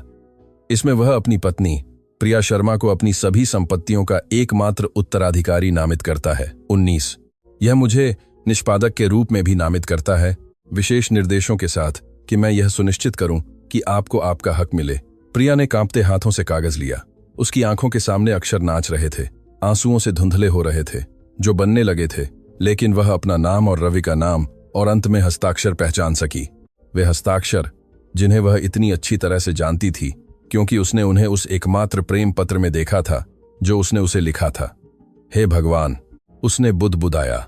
यह सच है, यह उसकी लिखावट है, यह सच है। सेठ आनंद प्रकाश ने पुष्टि की। और भी है। प्रिया ने नजर ऊपर उठाई। यह समझ नहीं पा रही थी कि और भी कुछ हो सकता है। जब रवि की मौत हुई, जमींदार ने जारी रखा, मैंने आपके लिए मुआवजा तैयार किया। यह उसके वर्षों की सेवा के लिए उचित था। साथ ही एक अतिरिक्त राशि जिसे मैंने उसकी वफादारी के सम्मान में जोड़ना चाहा। कुल मिलाकर यह एक बड़ी राशि थी। कितनी? प्रिया की आवाज मुश्किल से सुनाई दे रही थी। सेठ आनंद प्रकाश ने उसकी आंखों में देखा। 10 साल पहले के 1,50,000 रुपए आपके नाम पर एक खाते में जमा, साथ ही 1 दशक के दौरान जमा हुआ ब्याज। प्रिया को लगा कि दुनिया रुक गई है। 1,50,000 रुपये उसके जैसी किसी के लिए एक किस्मत, एक घर खरीदने के लिए, काफी सालों तक आराम से रहने के लिए, फिर कभी कचरे में कुछ ढूंढने की जरूरत न पड़ने के लिए। और वह सब इस समय तक उसका इंतजार कर रहा था, जबकि वह जमीन पर सो रही थी और जूठन खा रही थी। क्यों? उसने टूटी हुई आवाज में पूछा। मुझे वह पैसा क्यों कभी नहीं मिला? किसी ने मुझे कुछ क्यों नहीं बताया? सेठ आनंद प्रकाश ने आह भरी। क्योंकि आप गायब हो गईं, प्रिया जी। एक दिन आप थीं और अगले दिन आप बिना निशान छोड़े चली गईं। मैंने आपको ढूंढने के लिए आदमी भेजे। मैंने आसपास के सभी गांवों में पूछा। किसी को नहीं पता था कि आप कहां थीं। लेकिन रवि के परिवार, वे जानते थे। सेठ आनंद प्रकाश ने कठोर आवाज में उसे टोक दिया। जब मैं आपको नहीं ढूंढ पाया तो मैं उनसे मिलने गया। मैंने उनसे पूछा कि क्या उन्हें कुछ पता है। और आप जानती हैं कि उन्होंने मुझसे क्या कहा? प्रिया ने सिर हिलाया। उन्होंने मुझसे कहा कि आप किसी और आदमी के साथ चली गई थीं, कि आपने अंतिम संस्कार के कुछ हफ्तों बाद ही रवि की याद छोड़ दी थी, कि आप एक बेशर्म औरत थीं जो एक भी पैसा पाने के लायक नहीं थी। उसके बाद की खामोशी इतनी घनी थी कि उसका अपना वजन था। प्रिया को लगा कि उसके अंदर कुछ टूट गया है। यह दर्द नहीं था, यह कुछ ज्यादा गहरा था। यह समझ थी कि उसका दुख, भूख और अकेलेपन और अपमान के वे सभी साल एक झूठ के कारण थे। एक क्रूर, सोची समझी झूठ जिसे उसका हक छीनने के लिए डिजाइन किया गया था। उन्होंने झूठ बोला। उसने फुसफुसाया। उन्होंने मेरे बारे में झूठ बोला। मैं अब जानता हूं, सेठ आनंद प्रकाश ने कहा, और मैं आपसे उन्हें मानने के लिए माफी मांगता हूं। क्यों? प्रिया नहीं समझ पाई। वे ऐसा क्यों करेंगे? सेठ आनंद प्रकाश ने उसे उदासी से देखा। पैसे के लिए प्रिया जी, लालच के लिए। अगर आप वसीयत का दावा करने के लिए नहीं आती तो वे सब कुछ रख सकते थे, और उन्होंने ठीक वही करने की कोशिश की। प्रिया एक लंबे पल तक स्थिर रही। सेठ आनंद प्रकाश के शब्द हवा में तैर रहे थे, एक सपने के टुकड़ों की तरह जो वास्तविकता के साथ मेल नहीं खा रहे थे। विरासत, वसीयत, झूठ, लालच। 10 साल झूठन खाते हुए, 10 साल एक ऐसे कमरे में सोते हुए जो हर बारिश में भर जाता था, 10 साल अदृश्य रहते हुए, कोई न होते हुए, पेंगुइन वाली पागल औरत होते हुए, और यह सब एक झूठ के कारण। मैं किसी आदमी के साथ नहीं गई थी, उसने आखिरकार इतनी धीमी आवाज में कहा कि सेठ आनंद प्रकाश को सुनने के लिए झुकना पड़ा। कभी कोई और नहीं था, सिर्फ रवि, हमेशा सिर्फ रवि था। मैं जानता हूं, उन्होंने जवाब दिया। अब मैं जानता हूं। मैं इसलिए गई क्योंकि मैं बोझ नहीं बनना चाहती थी, प्रिया ने जारी रखा, और शब्द एक टूटे हुए बांध से पानी की तरह बहने लगे। मुझे लगा कि रवि का परिवार भी मेरी तरह ही दुखी है। मुझे लगा कि अगर मैं रहती तो मैं उन्हें बस उनके दर्द की याद दिलाऊंगी। मुझे लगा कि सबसे अच्छा काम जो मैं कर सकती थी वह था गायब हो जाना, उन्हें शांति देना, अपने दम पर फिर से शुरुआत करना। आंसू उसके गालों से बह रहे थे, उसके चेहरे की गंदगी में साफ धारियां बना रहे थे। मैंने उनसे कभी कुछ नहीं मांगा, कभी किसी चीज का दावा नहीं किया। मैं सिर्फ अपने कपड़ों और रवि द्वारा दिए गए पेंगुइन के साथ चली गई। मुझे लगा कि यह सही है, मुझे लगा कि वह यही चाहता होगा। सेठ आनंद प्रकाश ने अपनी जेब से एक रूमाल निकाला और उसे बढ़ा दिया। आप एक असाधारण महिला हैं, प्रिया जी, उन्होंने कांपती आवाज में कहा। आपने जो किया आत्मसम्मान के लिए दूर चले जाना, ताकि आप बोझ न बने। उसके लिए ऐसी ताकत चाहिए जो बहुत कम लोगों में होती है। यह ताकत नहीं थी। प्रिया ने रूमाल लिया, लेकिन अपने आंसू नहीं पोंछे। यह घमंड था, एक बेवकूफाना घमंड जिसने मेरी जिंदगी के 10 साल छीन लिए। नहीं, सेठ आनंद प्रकाश ने दृढ़ता से मना किया। जो बेवकूफी थी, जो आपराधिक था, वह आपके पति के परिवार ने किया। आपकी महानता का फायदा उठाकर आपको लूटना, आपको जो आपका नहीं था उसे रखने के लिए आपके बारे में झूठ बोलना, यही वह है जिसकी निंदा की जानी चाहिए, आपका चले जाने का फैसला नहीं। प्रिया ने आखिरकार रूमाल को अपनी आंखों पर रखा। एक दशक से दबा हुआ रोना शांत लहरों में फूट पड़ा, जिसने उसके पूरे शरीर को हिला दिया। सेठ आनंद प्रकाश ने कुछ नहीं कहा, बस इंतजार किया। वह समझते थे कि कुछ दर्द ऐसे होते हैं जिन्हें बाहर निकलने की जरूरत होती है, जिन्हें आजाद होने के लिए जगह और समय की जरूरत होती है। और 10 साल की खामोशी के बाद प्रिया के पास बहुत सारा जमा हुआ दर्द था। कई मिनट बीत गए जब वह फिर से बात कर सकी। पैसों का क्या हुआ? उसने कांपती आवाज में पूछा। क्या उन्होंने उन्हें रख लिया? सेठ आनंद प्रकाश ने सिर हिलाया। नहीं, वह पैसा जो मैंने आपके लिए तैयार किया था वह अभी भी आपके नाम पर एक बैंक खाते में है। मैंने उसे कभी नहीं छुआ, मैंने उसे कभी किसी और को नहीं दिया। मुझे उम्मीद थी कि एक दिन मैं आपको ढूंढ लूंगा। प्रिया ने अविश्वास से उसे देखा। 10 साल? आपने उस पैसे को 10 सालों तक रखा? वह आपका था। उन्होंने बस जवाब दिया। मुझे उसे किसी और को देने का हक नहीं था। लेकिन रवि का परिवार, आपने कहा था कि उन्होंने सब कुछ रखने की कोशिश की। उन्होंने कोशिश की। सेठ आनंद प्रकाश ने सिर हिलाया। वे कई बार मेरे ऑफिस आए, पहले गिड़गिड़ाते हुए, फिर धमकियों के साथ, आखिर में वकीलों के साथ। लेकिन मेरे पास मूल वसीयत थी। मेरे पास वे दस्तावेज थे जो साबित करते थे कि आप ही एकमात्र वारिस थीं और आपके हस्ताक्षर के बिना, आपकी उपस्थिति के बिना वह पैसा कहीं भी नहीं जा सकता था। उन्होंने एक पल का विराम लिया। देवकी देवी ने तो मुझसे यहां तक कह दिया था कि आप मर चुकी हैं, कि उन्होंने सुना था कि आपके जाने के कुछ समय बाद ही आपने आत्महत्या कर ली थी। वह एक नकली मृत्यु प्रमाण पत्र भी लाई थी, जिसे किसने भुगतान किया था कौन जानता है। प्रिया को एक सिहरण हुई। मेरा मृत्यु प्रमाण पत्र नकली, जैसा कि मैंने आपसे कहा, लेकिन इतना विश्वसनीय कि एक लापरवाह जज उसे स्वीकार कर सकता था। शुक्र है एनआईएफ, एकली ने, एनआईएफ। मेरा वकील उनके वकीलों से बेहतर है। उसने विसंगतियों का पता लगाया और हमने दस्तावेजों को अस्वीकार कर दिया। तो उन्होंने मुझे मृत घोषित करना चाहा ताकि वे पैसा रख सकें। बिल्कुल। प्रिया को लगा कि उसके गले में उल्टी आ रही है। यह केवल लालच नहीं था, यह क्रूरता थी। एक ठंडी और सोची समझी क्रूरता जो उसकी जिंदगी मिटाने को तैयार थी ताकि वे जो चाहते थे उसे हासिल कर सकें। क्यों? उसने बुदबुदाया। इतनी नफरत क्यों? मैंने उनके साथ कभी कुछ नहीं किया। मैंने रवि को पूरे दिल से प्यार किया। मैंने उसकी देखभाल की, उसका सम्मान किया, उसे खुश किया। यह काफी क्यों नहीं था? सेठ आनंद प्रकाश ने आह भरी। लालच को कारणों की जरूरत नहीं होती प्रिया जी, और न ही नाराजगी को। रवि ने मुझे बताया था जब वह मेरे लिए काम करता था कि उसकी मां ने कभी शादी को मंजूरी नहीं दी। वह सोचती थी कि वह कुछ बेहतर कर सकता है, कोई ज्यादा पैसे वाला या ज्यादा ऊंचाई वाला। जब उसने आपको चुना तो देवकी देवी ने इसे एक व्यक्तिगत विश्वासघात के रूप में लिया। रवि ने मुझे कभी नहीं बताया, क्योंकि वह आपसे प्यार करता था और आपको दर्द नहीं देना चाहता था। लेकिन मैं जानता था। उसने मुझे एक बार बताया था जब उसकी मां ने उसे एक खसास तौर पर क्रूर पत्र भेजा था। उसने मुझसे कहा था कि उसे अपने खून के रिश्ते वाले परिवार और आपके बीच चुनना था, और उसने बिना किसी हिचकिचाहट के आपको चुना था। प्रिया ने आंखें बंद कर लीं। वह रवि को ऐसा कहते हुए कल्पना कर सकती थी। वह उसकी दृढ़ और गर्म आवाज सुन सकती थी, उसी सरलता से अपने प्यार का इजहार करते हुए जिससे वह जिंदगी में सब कुछ करता था, और उसकी अनुपस्थिति का दर्द जिसे उसने सीने में पत्थर की तरह ढोना सीख लिया था, अचानक पहले से कहीं ज्यादा भारी लगा। मुझे उसकी बहुत याद आती है, उसने फुसफुसाया। हर दिन, हर रात। 10 सालों में एक भी पल ऐसा नहीं बीता जब मैंने उसके बारे में न सोचा हो।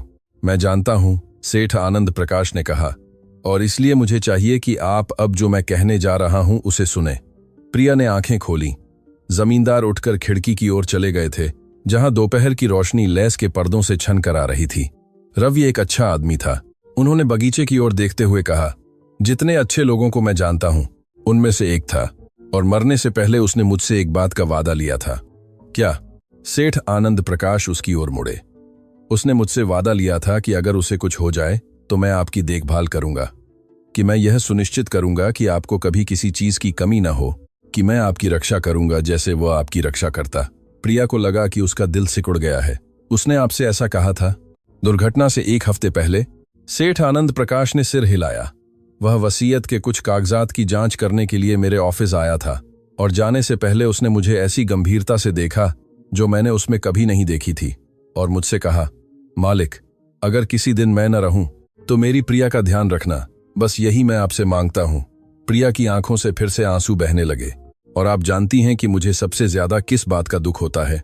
सेठ आनंद प्रकाश ने जारी रखा कि मैं असफल रहा। मैंने उस लड़के को अपना वचन दिया और मैं उसे पूरा नहीं कर सका। मैंने उसकी पत्नी को गायब होने दिया। मैंने उसे 10 सालों तक गरीबी में रहने दिया, जबकि उसे मिलने वाला पैसा एक बैंक खाते में धूल फांकता रहा। यह आपकी गलती नहीं थी, प्रिया ने कहा। मैं ही थी जो चली गई, लेकिन मैं ही थी जिसने उन सांपों के परिवार पर विश्वास किया। सेठ आनंद प्रकाश ने सिर हिलाया। मुझे और ज्यादा ढूंढना चाहिए था। मुझे जिद करनी चाहिए थी। मुझे वह सब कुछ करना चाहिए था जो आपको ढूंढने के लिए जरूरी था। वह उसकी ओर बढ़े और प्रिया को हैरानी हुई। वह सोफे के सामने घुटनों पर बैठ गए जहां वह बैठी थी। प्रिया जी, उन्होंने सीधे उसकी आंखों में देखते हुए कहा, मैं आपसे माफी मांगता हूं। माफी इस बात के लिए कि मैंने अपना वादा पूरा नहीं किया। माफी उन सालों के लिए जो आपने तब झेले जब आपको नहीं झेलने चाहिए थे। माफी हर चीज के लिए। प्रिया नहीं जानती थी कि क्या कहे। उसके सामने क्षेत्र के सबसे शक्तिशाली पुरुषों में से एक था, घुटनों पर बैठा एक ऐसी महिला से माफी मांग रहा था जिसे दुनिया कुछ भी नहीं समझती थी। यह एक ऐसा पल था जो सभी तर्क, सभी अपेक्षाओं, वह सब कुछ चुनौती दे रहा था जो वह दुनिया के काम करने के तरीके के बारे में मानती थी। आपको घुटनों पर नहीं बैठना चाहिए, उसने बुदबुदाया। कृपया उठिए। मैं तब तक नहीं उठूंगा जब तक आप मुझे माफ नहीं कर देती। मैं आपको माफ करती हूं, उसने तुरंत कहा। मैं आपको माफ करती हूं, लेकिन कृपया ऐसा न करें। यह सही नहीं है। सेठ आनंद प्रकाश ने धीरे धीरे सिर हिलाया और खड़े हो गए। धन्यवाद, उन्होंने कहा। और अब मुझे वह करने दें जो मुझे 10 साल पहले करना चाहिए था। वह अपनी मेज की ओर चले और चमड़े की फाइल से एक और दस्तावेज निकाला। यह वर्तमान बैंक विवरण है, उन्होंने समझाया। मूल पैसा और जमा हुआ ब्याज कुल 243 रुपये हैं। प्रिया को लगा कि उसकी सांसें रुक गई हैं। 243 रुपये, सेठ आनंद प्रकाश ने पुष्टि की।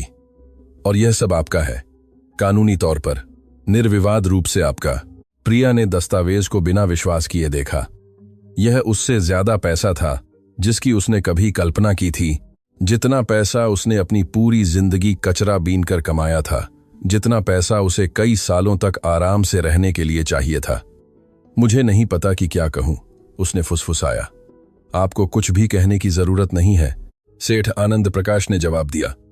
आपको बस वह स्वीकार करना है जो आपका है। लेकिन इससे पहले कि प्रिया जवाब दे पाती, घर के सामने एक कार के रुकने की आवाज ने उस पल को बाधित कर दिया। सेठ आनंद प्रकाश ने भौहें चढ़ाईं और खिड़की की ओर चले। उन्होंने जो देखा उससे उनके भाव कड़वे हो गए। लगता है हमारे पास कुछ अनपेक्षित मेहमान हैं, उन्होंने ठंडी आवाज में कहा। कौन? प्रिया ने पूछा। सेठ आनंद प्रकाश उसकी ओर मुड़े। उनकी आंखों में चिंता और दृढ़ता का मिश्रण था। देवकी देवी और उनके बेटे। प्रिया के चेहरे से रंग उड़ गया। क्या? उन्हें कैसे पता चला कि मैं यहां हूं? मुझे नहीं पता, सेठ आनंद प्रकाश ने जवाब दिया, लेकिन हम पता लगाएंगे। कार के दरवाजे बंद होने की आवाज कमरे तक एक तूफान की आशंका की तरह पहुंची। प्रिया स्वाभाविक रूप से खड़ी हो गई। उसका दिल इतनी तेजी से धड़क रहा था कि वह उसे अपनी धड़कनों में महसूस कर सकती थी। उसकी आंखें बाहर निकलने का रास्ता ढूंढने लगीं, उन लोगों का सामना करने से पहले भागने का एक तरीका जिन्होंने उससे जिंदगी के 10 साल छीन लिए थे। शांत रहिए, सेठ आनंद प्रकाश ने उसकी घबराहट को देखते हुए कहा।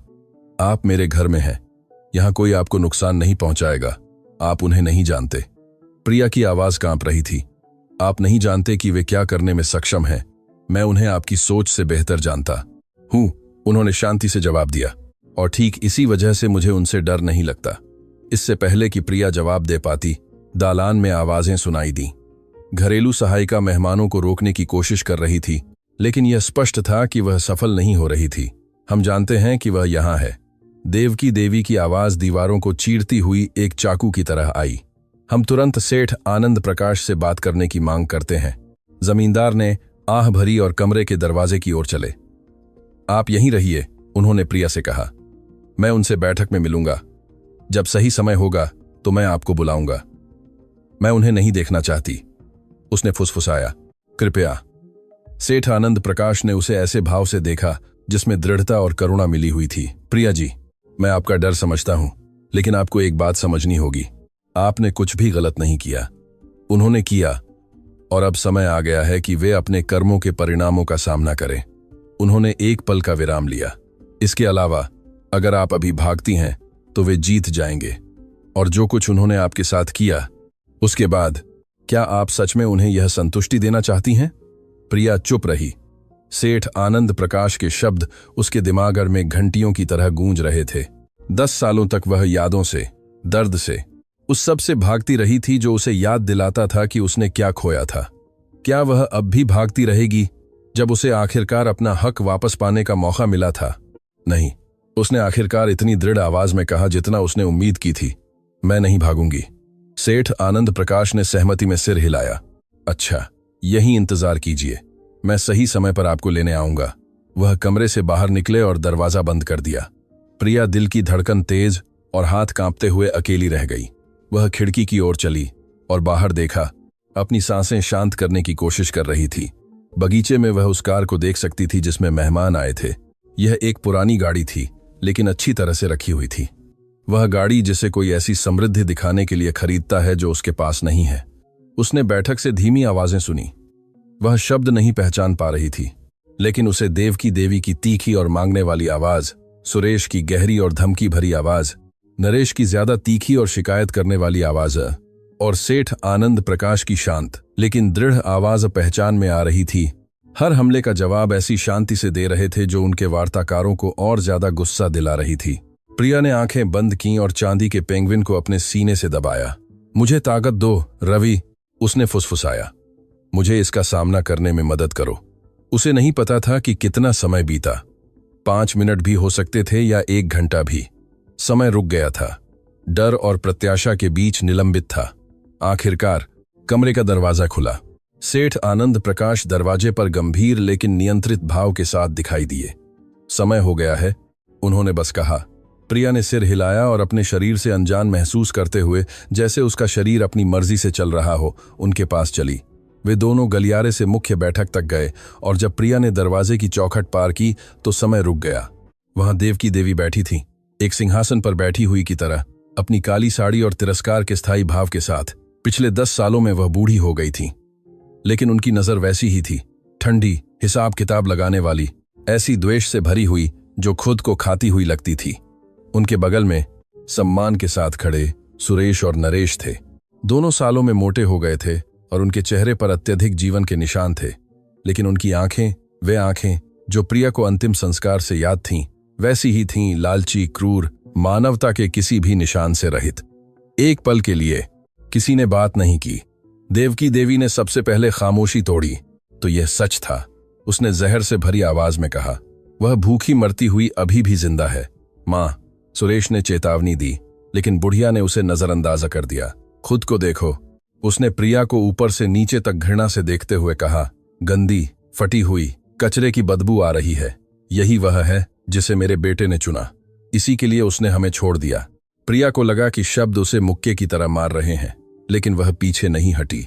उसने नजरें नहीं झुकाईं। उसे रवि के शब्द याद आए जो उन्होंने साथ बिताई रातों में कितनी बार दोहराए थे। तुम जितनी सोचती हो उससे ज्यादा मजबूत हो प्रिया। किसी को भी तुम्हें इसके विपरीत समझाने मत देना। मैंने प्यार किया था, उसने अपनी दृढ़ता से हैरान करते हुए कहा। मैंने उसे ऐसे प्यार किया था जिसे आप कभी नहीं समझ सकती। प्यार। देवकी देवी ने शब्द को ऐसे थूक दिया जैसे वह कोई अपवित्र बात हो। तुम्हारी जैसी औरत प्यार के बारे में क्या जानती है? तुमने उसका फायदा उठाया, अपनी गरीब चालों से उसे बहकाया। उसके दिमाग में बकवास भरी जब तक कि उसने हमें पीठ नहीं दिखा दी। यह सच नहीं है, यह सच है। बुढ़िया गुस्से से कांपते हुए खड़ी हो गई। मेरा बेटा अच्छा था, उसका भविष्य उज्जवल था। वह अपने स्तर की किसी से शादी कर सकता था, कोई जो उसके लायक हो, लेकिन तुम आ गईं और तुमने सब कुछ बर्बाद कर दिया। देवकी देवी, सेठ आनंद प्रकाश ने तीखी आवाज में बीच में टोकते हुए कहा। मैं आपको याद दिलाता हूं कि आप मेरे घर में हैं और मैं अपनी मेहमान का अपमान बर्दाश्त नहीं करूंगा। आपकी मेहमान। नरेश ने तिरस्कारपूर्ण हंसी हंसी। जमींदार कब से कचरा बीनने वालों को अपने घरों में बुलाने लगे? या आपके बीच कुछ और है? यह इशारा हवा में एक बुरी गंध की तरह तैरता रहा। सेठ आनंद प्रकाश नरेश की ओर एक कदम बढ़े और उनके भाव में कुछ ऐसा था जिसने आदमी को स्वाभाविक रूप से पीछे हटने पर मजबूर कर दिया। जो कुछ आप कहते हैं उसमें बहुत सावधान रहें। जमींदार ने एक ऐसी ठंडक से चेतावनी दी जो चाकू की तरह काटती थी। एक और शब्द उस लहजे में, और मैं आपको अपनी संपत्ति से बाहर निकाल दूंगा। क्या यह स्पष्ट है? नरेश ने लार निगली और सिर हिलाया, नजरें उठाने की हिम्मत नहीं कर रहा था। अच्छा। सेठ आनंद प्रकाश देवकी देवी की ओर मुड़े। अब प्रिया जी, बात करते हैं कि आप असल में यहाँ क्यों हैं। बुढ़िया ने अपने होंठ भींचे। हम इसलिए आए हैं क्योंकि हमें पता चला कि यह महिला दिखाई दी है और हम यह सुनिश्चित करना चाहते हैं कि वह हमारे परिवार की चीजें चुराने की कोशिश न करे। चुराना? असल में परिवार की चीजें क्या से चीजें की पूरी में के 20 के ये साली है। सेठ आनंद प्रकाश ने भौहें चढ़ाईं। शब्दों का कितना दिलचस्प चुनाव, एक ऐसे व्यक्ति की ओर से जो एक नकली मृत्यु प्रमाण पत्र पेश करने की कोशिश कर रहा था ताकि उसे एक ऐसी विरासत मिल सके जो उसकी नहीं थी। देवकी देवी के चेहरे से रंग उड़ गया। वह एक गलतफहमी थी। एक गलतफहमी? सेठ आनंद प्रकाश अपनी मेज की ओर चले जहां उन्होंने चमड़े की फाइल छोड़ी थी। मेरे पास यहां मूल दस्तावेज है। प्रिया शर्मा के नाम पर एक मृत्यु प्रमाण पत्र 8 साल पहले की तारीख का, एक डॉक्टर द्वारा हस्ताक्षरित, जिसने धोखाधड़ी के लिए अपनी लाइसेंस खो दिया था। सुरेश एक कदम आगे बढ़ा। यह कुछ भी साबित नहीं करता। यह साबित करता है कि आपने एक जीवित महिला को मृत घोषित करने की कोशिश की ताकि उसकी विरासत को चुरा सकें। सेठ आनंद प्रकाश ने जवाब दिया। यह साबित करता है कि आपने झूठ बोला, हेरफेर किया और धोखाधड़ी की। यह साबित करता है कि आप ठीक वही हैं जो मुझे हमेशा संदेह था। चोरों और झूठों का एक परिवार। आपकी हिम्मत कैसे हुई? देवकी देवी गुस्से से कांप रही थी।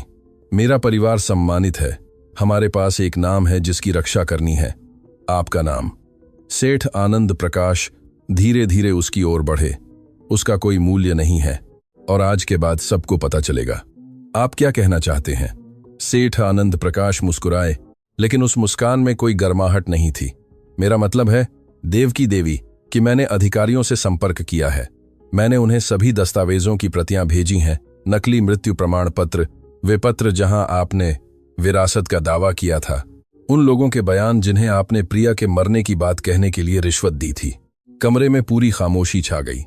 कल सुबह सेठ आनंद प्रकाश ने जारी रखा, राज्य का एक सरकारी वकील 12 शांति नगर आएगा ताकि एक औपचारिक जांच शुरू की जा सके, और अगर सब कुछ मेरी उम्मीद के मुताबिक चलता है तो आप तीनों को धोखाधड़ी, दस्तावेजों की जालसाजी और विरासत की चोरी के आरोपों का सामना करना पड़ेगा।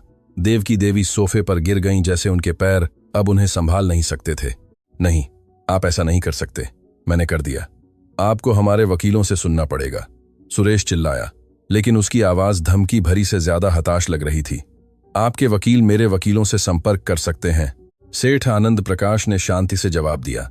लेकिन मैं आपको चेतावनी देता हूं, मेरे वकील बेहतर हैं और उनके पास 10 सालों के सबूत जमा हैं। प्रिया चुपचाप दृश्य देख रही थी। जो कुछ वह देख रही थी उस पर विश्वास नहीं कर पा रही थी। जिस परिवार ने उससे सब कुछ छीन लिया था, जिसने उसे एक दशक की गरीबी के लिए मजबूर किया था, वह अब उसकी आंखों के सामने ढह रहा था और उसे कोई संतुष्टि महसूस नहीं हो रही थी, कोई जीत महसूस नहीं हो रही थी। बस एक गहरा खालीपन और एक उदासी थी जिसे वह समझा नहीं पा रही थी। क्यों? उसने अचानक खामोशी तोड़ते हुए पूछा। सब उसकी ओर मुड़े। तुमने मुझसे इतनी नफरत क्यों की?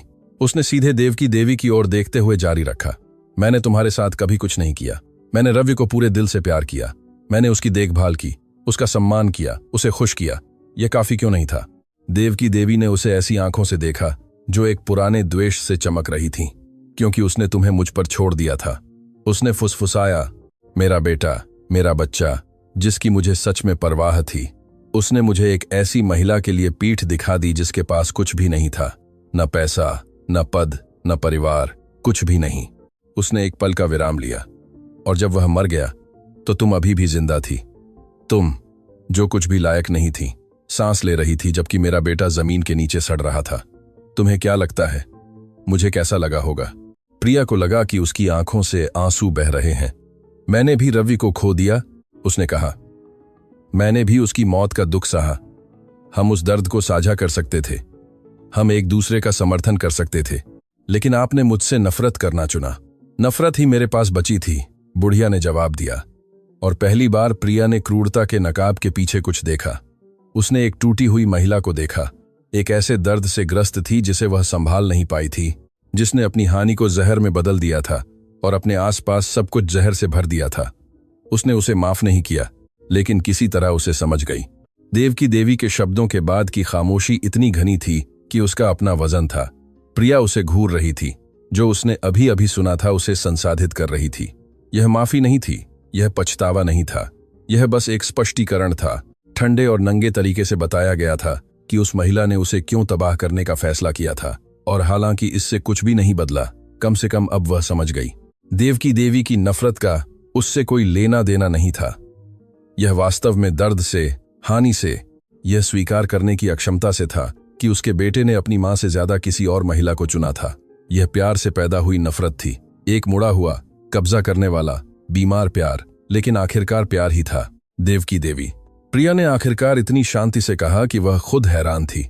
मैंने रवि को आपसे नहीं छीना, उसने मुझे चुना, जैसे आपने उस फैसले के लिए उससे नफरत करना चुना।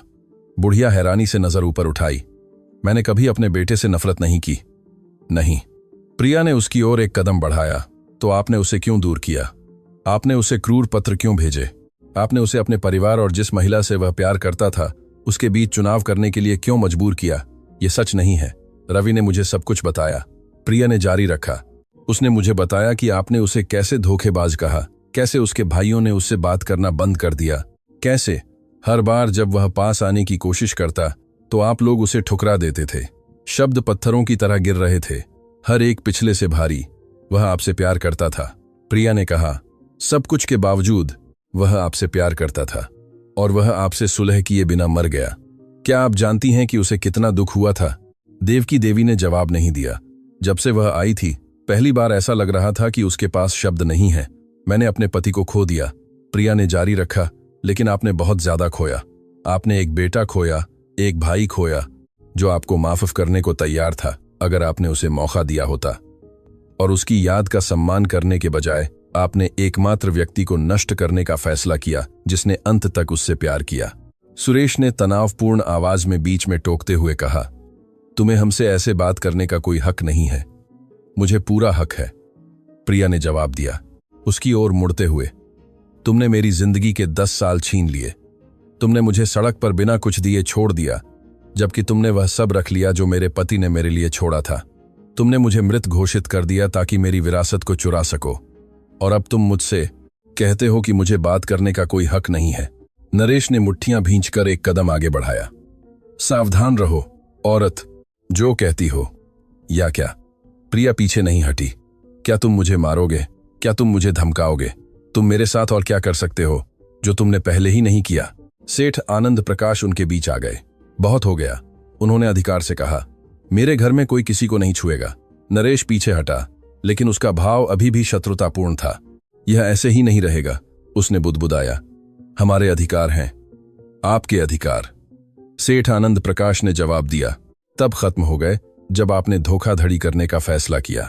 अब आपके पास केवल दायित्व हैं, और उनमें से एक यह है कि आपने जो किया उसके लिए कानून के सामने जवाब दें। आप इसे साबित नहीं कर सकते, सुरेश चिल्लाया। यह सिर्फ आरोप है, मैं सब कुछ साबित कर सकता हूं। सेठ आनंद प्रकाश चमड़े की फाइल की ओर चले और उसे उठाया।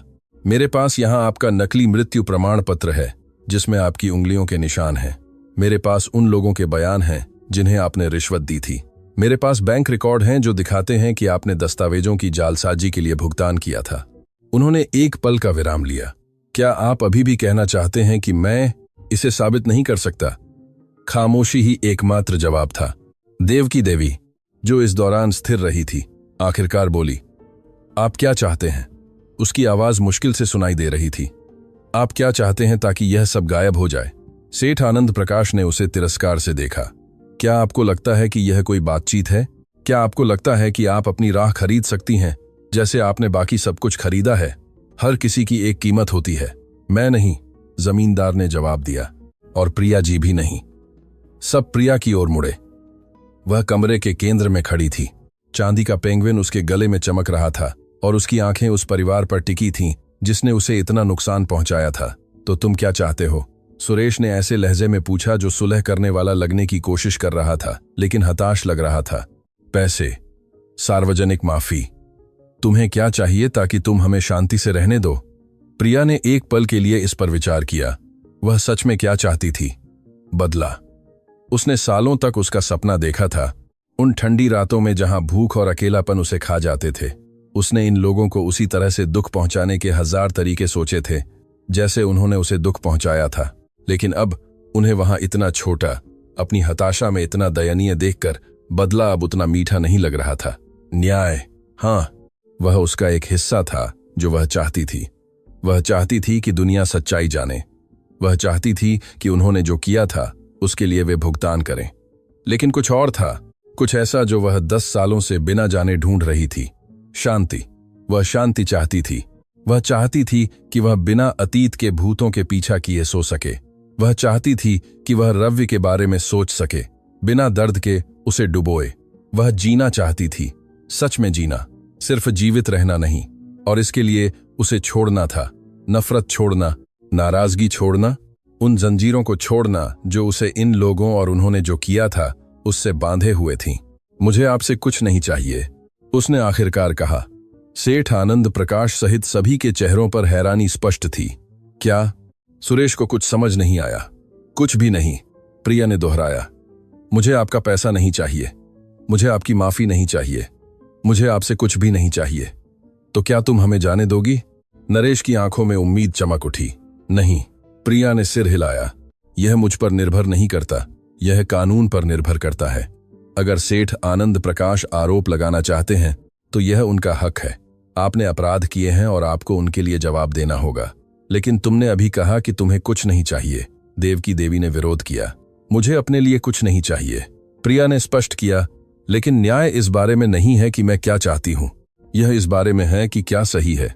सेठ आनंद प्रकाश ने उसके चेहरे पर सम्मान के भाव के साथ धीरे धीरे सिर हिलाया। खूब कहा, प्रिया जी। देवकी देवी सोफे से उठ खड़ी हुई, थोड़ी लड़खड़ाती हुई। तुम उसके जैसी हो, उसने प्रिया को नफरत और कुछ ऐसा जो प्रशंसा हो सकती थी कि मिश्रण से देखते हुए कहा। उतनी ही जिद्दी, उतनी ही घमंडी। इसीलिए मेरे बेटे ने तुमसे इतना प्यार किया और इसीलिए आपने मुझसे नफरत की, प्रिया ने जवाब दिया। बुढ़िया ने आरोप से इनकार नहीं किया। चलो चलते हैं, उसने अपने बेटों से कहा। यहां और कुछ नहीं करना है। सुरेश और नरेश ने अनिर्णय से नजरें मिलाईं। मां, हम ऐसे नहीं जा सकते, सुरेश ने विरोध किया। अगर वह आरोप लगाते हैं तो वह वैसे भी लगाएंगे, देवकी देवी ने बीच में टोका। हम पहले ही हार चुके हैं, कम से कम कुछ गरिमा बनाए रखें। वह दरवाजे की ओर चलने लगी, लेकिन प्रिया के पास रुक गई। एक पल के लिए दोनों महिलाओं ने चुपचाप एक दूसरे को देखा। 10 साल का दर्द, हानि, द्वेष उस पल में केंद्रित था। मेरे बेटे ने तुमसे प्यार किया, देवकी देवी ने आखिरकार कहा, और तुमने उससे प्यार किया। यही वह चीज है जिसे मैं तुमसे कभी नहीं छीन पाई। और जवाब का इंतजार किए बिना वह कमरे से बाहर निकल गई। उसके बेटे चुपचाप उसके पीछे चले गए, हारे हुए। प्रिया ने कार के स्टार्ट होने और दूर जाने की आवाज सुनी, जो एक दशक तक चले दुःस्वप्न के आखिरी अवशेषों को अपने साथ ले गई। और जब इंजन की आवाज दूर में खो गई तो उसे लगा कि उसके अंदर कुछ आजाद हो गया है। यह ठीक खुशी नहीं थी, यह कुछ ज्यादा सूक्ष्म था। यह राहत थी, यह आजादी थी, यह कुछ नए की शुरुआत थी। सेठ आनंद प्रकाश उसके पास आए और उसके कंधे पर हाथ रखा। आपने जो किया वह बहुत बहादुर था, उन्होंने कहा। आपकी जगह कई लोग बदला मांगते। बदला मुझे खोए हुए 10 साल वापस नहीं दिलाएगा, प्रिया ने जवाब दिया। और यह मुझे रवि के करीब नहीं लाएगा। आप सही कहती हैं। प्रिया उसकी ओर मुड़ी। क्या आप आरोप लगाएंगे? सेठ आनंद प्रकाश ने सिर हिलाया। हां, मैं करूंगा, बदले के लिए नहीं बल्कि न्याय के लिए। उन्होंने जो किया वह एक अपराध था और अपराधों के परिणाम होने चाहिए। मैं समझती हूं, लेकिन अब यह आपकी समस्या नहीं है, जमींदार ने जारी रखा। आज से आपकी एकमात्र चिंता अपनी जिंदगी फिर से बनाना होनी चाहिए। आपके पास आपका हक का पैसा है, आपकी आजादी है और आपके सामने पूरी जिंदगी है। प्रिया ने खिड़की से बाहर बगीचे की ओर देखा जो शाम की रोशनी से नहाया हुआ था। मुझे नहीं पता कि कैसे शुरू करूं, उसने स्वीकार किया। मैंने इतने लंबे समय तक जीवित रहने में बिताया है कि मुझे नहीं पता कि सच में कैसे जीते हैं। आप सीख जाएंगी, सेठ आनंद प्रकाश ने कहा। एक एक कदम, हर दिन। और अगर आपको मदद की जरूरत हो तो आपको बस पूछना है। प्रिया ने सालों में पहली बार मुस्कुराया। धन्यवाद, उसने कहा। हर चीज के लिए, मुझे ढूंढने के लिए, मुझ पर विश्वास करने के लिए, मुझे यह मौका देने के लिए। मुझे धन्यवाद मत दीजिए, उन्होंने जवाब दिया। रवि को धन्यवाद दीजिए, वही था जिसने मुझे आपकी देखभाल करने का वादा दिलवाया। प्रिया ने चांदी के पेंगुइन पर हाथ रखा। मैं जानती हूं, उसने फुसफुसाया, और मैं उसे हर दिन यहां महसूस करती हूं। अगले दिन एक सपने की तरह बीत गए। सेठ आनंद प्रकाश ने जोर दिया कि प्रिया कानूनी मामलों के हल होने तक हवेली में रुके। उन्होंने उसे एक बड़ा और रोशन कमरा दिया, जिसमें एक बिस्तर बादल जैसा नरम था और चादरें इतनी मुलायम थीं जितनी उसने कभी छुई नहीं थीं। पहली रात प्रिया सो नहीं पाई, असहजता के कारण नहीं, बल्कि ठीक इसके विपरीत। वह अपनी कठोर चारपाई और ठंडे कमरे की इतनी आदी थी कि उस गद्दे की कोमलता उसे अवास्तविक लग रही थी। वह रात में कई बार उठी, कमरे में टहलती रही, फर्नीचर, पर्दे, दीवारों को छूती रही, मानो उसे यह पुष्टि करने की जरूरत थी कि सब कुछ वास्तविक है, कि वह वास्तविक है, कि यह सच में हो रहा था। सुबह होने पर वह खिड़की से झांकी और दिन की पहली रोशनी में नहाए बगीचे को देखा। पेड़ों में पक्षी गा रहे थे, फूल सूरज की रोशनी में अपनी पंखुड़ियां खोल रहे थे और हवा में नम मिट्टी और चमेली की खुशबू थी। यह सुंदर था। और 10 सालों में पहली बार प्रिया ने खुद को उस सुंदरता को महसूस करने की अनुमति दी, न कि किसी अजनबी चीज की तरह, किसी ऐसी चीज की तरह जो दूसरों की थी और वह सिर्फ दूर से देख सकती थी, बल्कि किसी ऐसी चीज की तरह जो उसकी भी थी, जिसका उसे आनंद लेने का हक था। उसकी आंखों से आंसू बह निकले, लेकिन इस बार वे दर्द के नहीं थे, वे कृतज्ञता के थे, उम्मीद के थे, एक ऐसे प्यार के थे जो कभी नहीं मरा था, जिसने एक दशक की गरीबी को झेला था और जो अब आखिरकार फिर से खिल सकता था। धन्यवाद रवि, उसने हवा में फुसफुसाया, मुझे कभी न छोड़ने के लिए धन्यवाद। अगले कुछ दिनों के दौरान सेठ आनंद प्रकाश ने प्रिया को उसकी विरासत तक पहुंचने के लिए सभी आवश्यक कागजात का इंतजाम किया। वकीलों के साथ बैठकें हुईं, दस्तावेजों पर हस्ताक्षर हुए, बैंक का दौरा किया गया। प्रिया के लिए सब कुछ भारी था। उसके पास कभी बैंक खाता नहीं था, उसने कभी कानूनी दस्तावेज पर हस्ताक्षर नहीं किए थे, उसने कभी इतनी ज्यादा रकम एक साथ नहीं देखी थी, तस्वीरों में भी नहीं। लेकिन सेठ आनंद प्रकाश हर कदम पर उसके साथ थे, उसे धैर्यपूर्वक सब कुछ समझाते रहे, यह सुनिश्चित करते रहे कि वह किसी भी चीज पर हस्ताक्षर करने से पहले हर विवरण को समझे। यह पैसा आपका है, वह हर बार दोहराते जब वह हिचकिचाती। कोई इसे आपसे छीन नहीं सकता, किसी को यह कहने का हक नहीं है कि इसे कैसे खर्च किया जाए। यह आपका है, आप इससे जो चाहें करें, जो चाहें। ये शब्द प्रिया के दिमाग में एक गूंज की तरह गूंज रहे थे, कुछ ऐसा जिसकी वह बहुत पहले भूल चुकी थी। वह क्या चाहती थी? 10 सालों तक उसकी इच्छाएं सबसे बुनियादी चीजों तक सिमट गई थीं। खाना, छत के नीचे सोना, जीवित रहना। एक और दिन। सपनों के लिए, योजनाओं के लिए, आकांक्षाओं के लिए कोई जगह नहीं थी। लेकिन अब संसाधनों के साथ लगभग कुछ भी करने के लिए वह खुद को खोया हुआ महसूस कर रही थी। क्या किया जाए जब अचानक आपके पास सब कुछ हो और आपको यह न पता हो कि आप क्या चाहते हैं? एक दोपहर जब वह हवेली के बगीचे में टहल रही थी, सेठ आनंद प्रकाश उसके पास आए।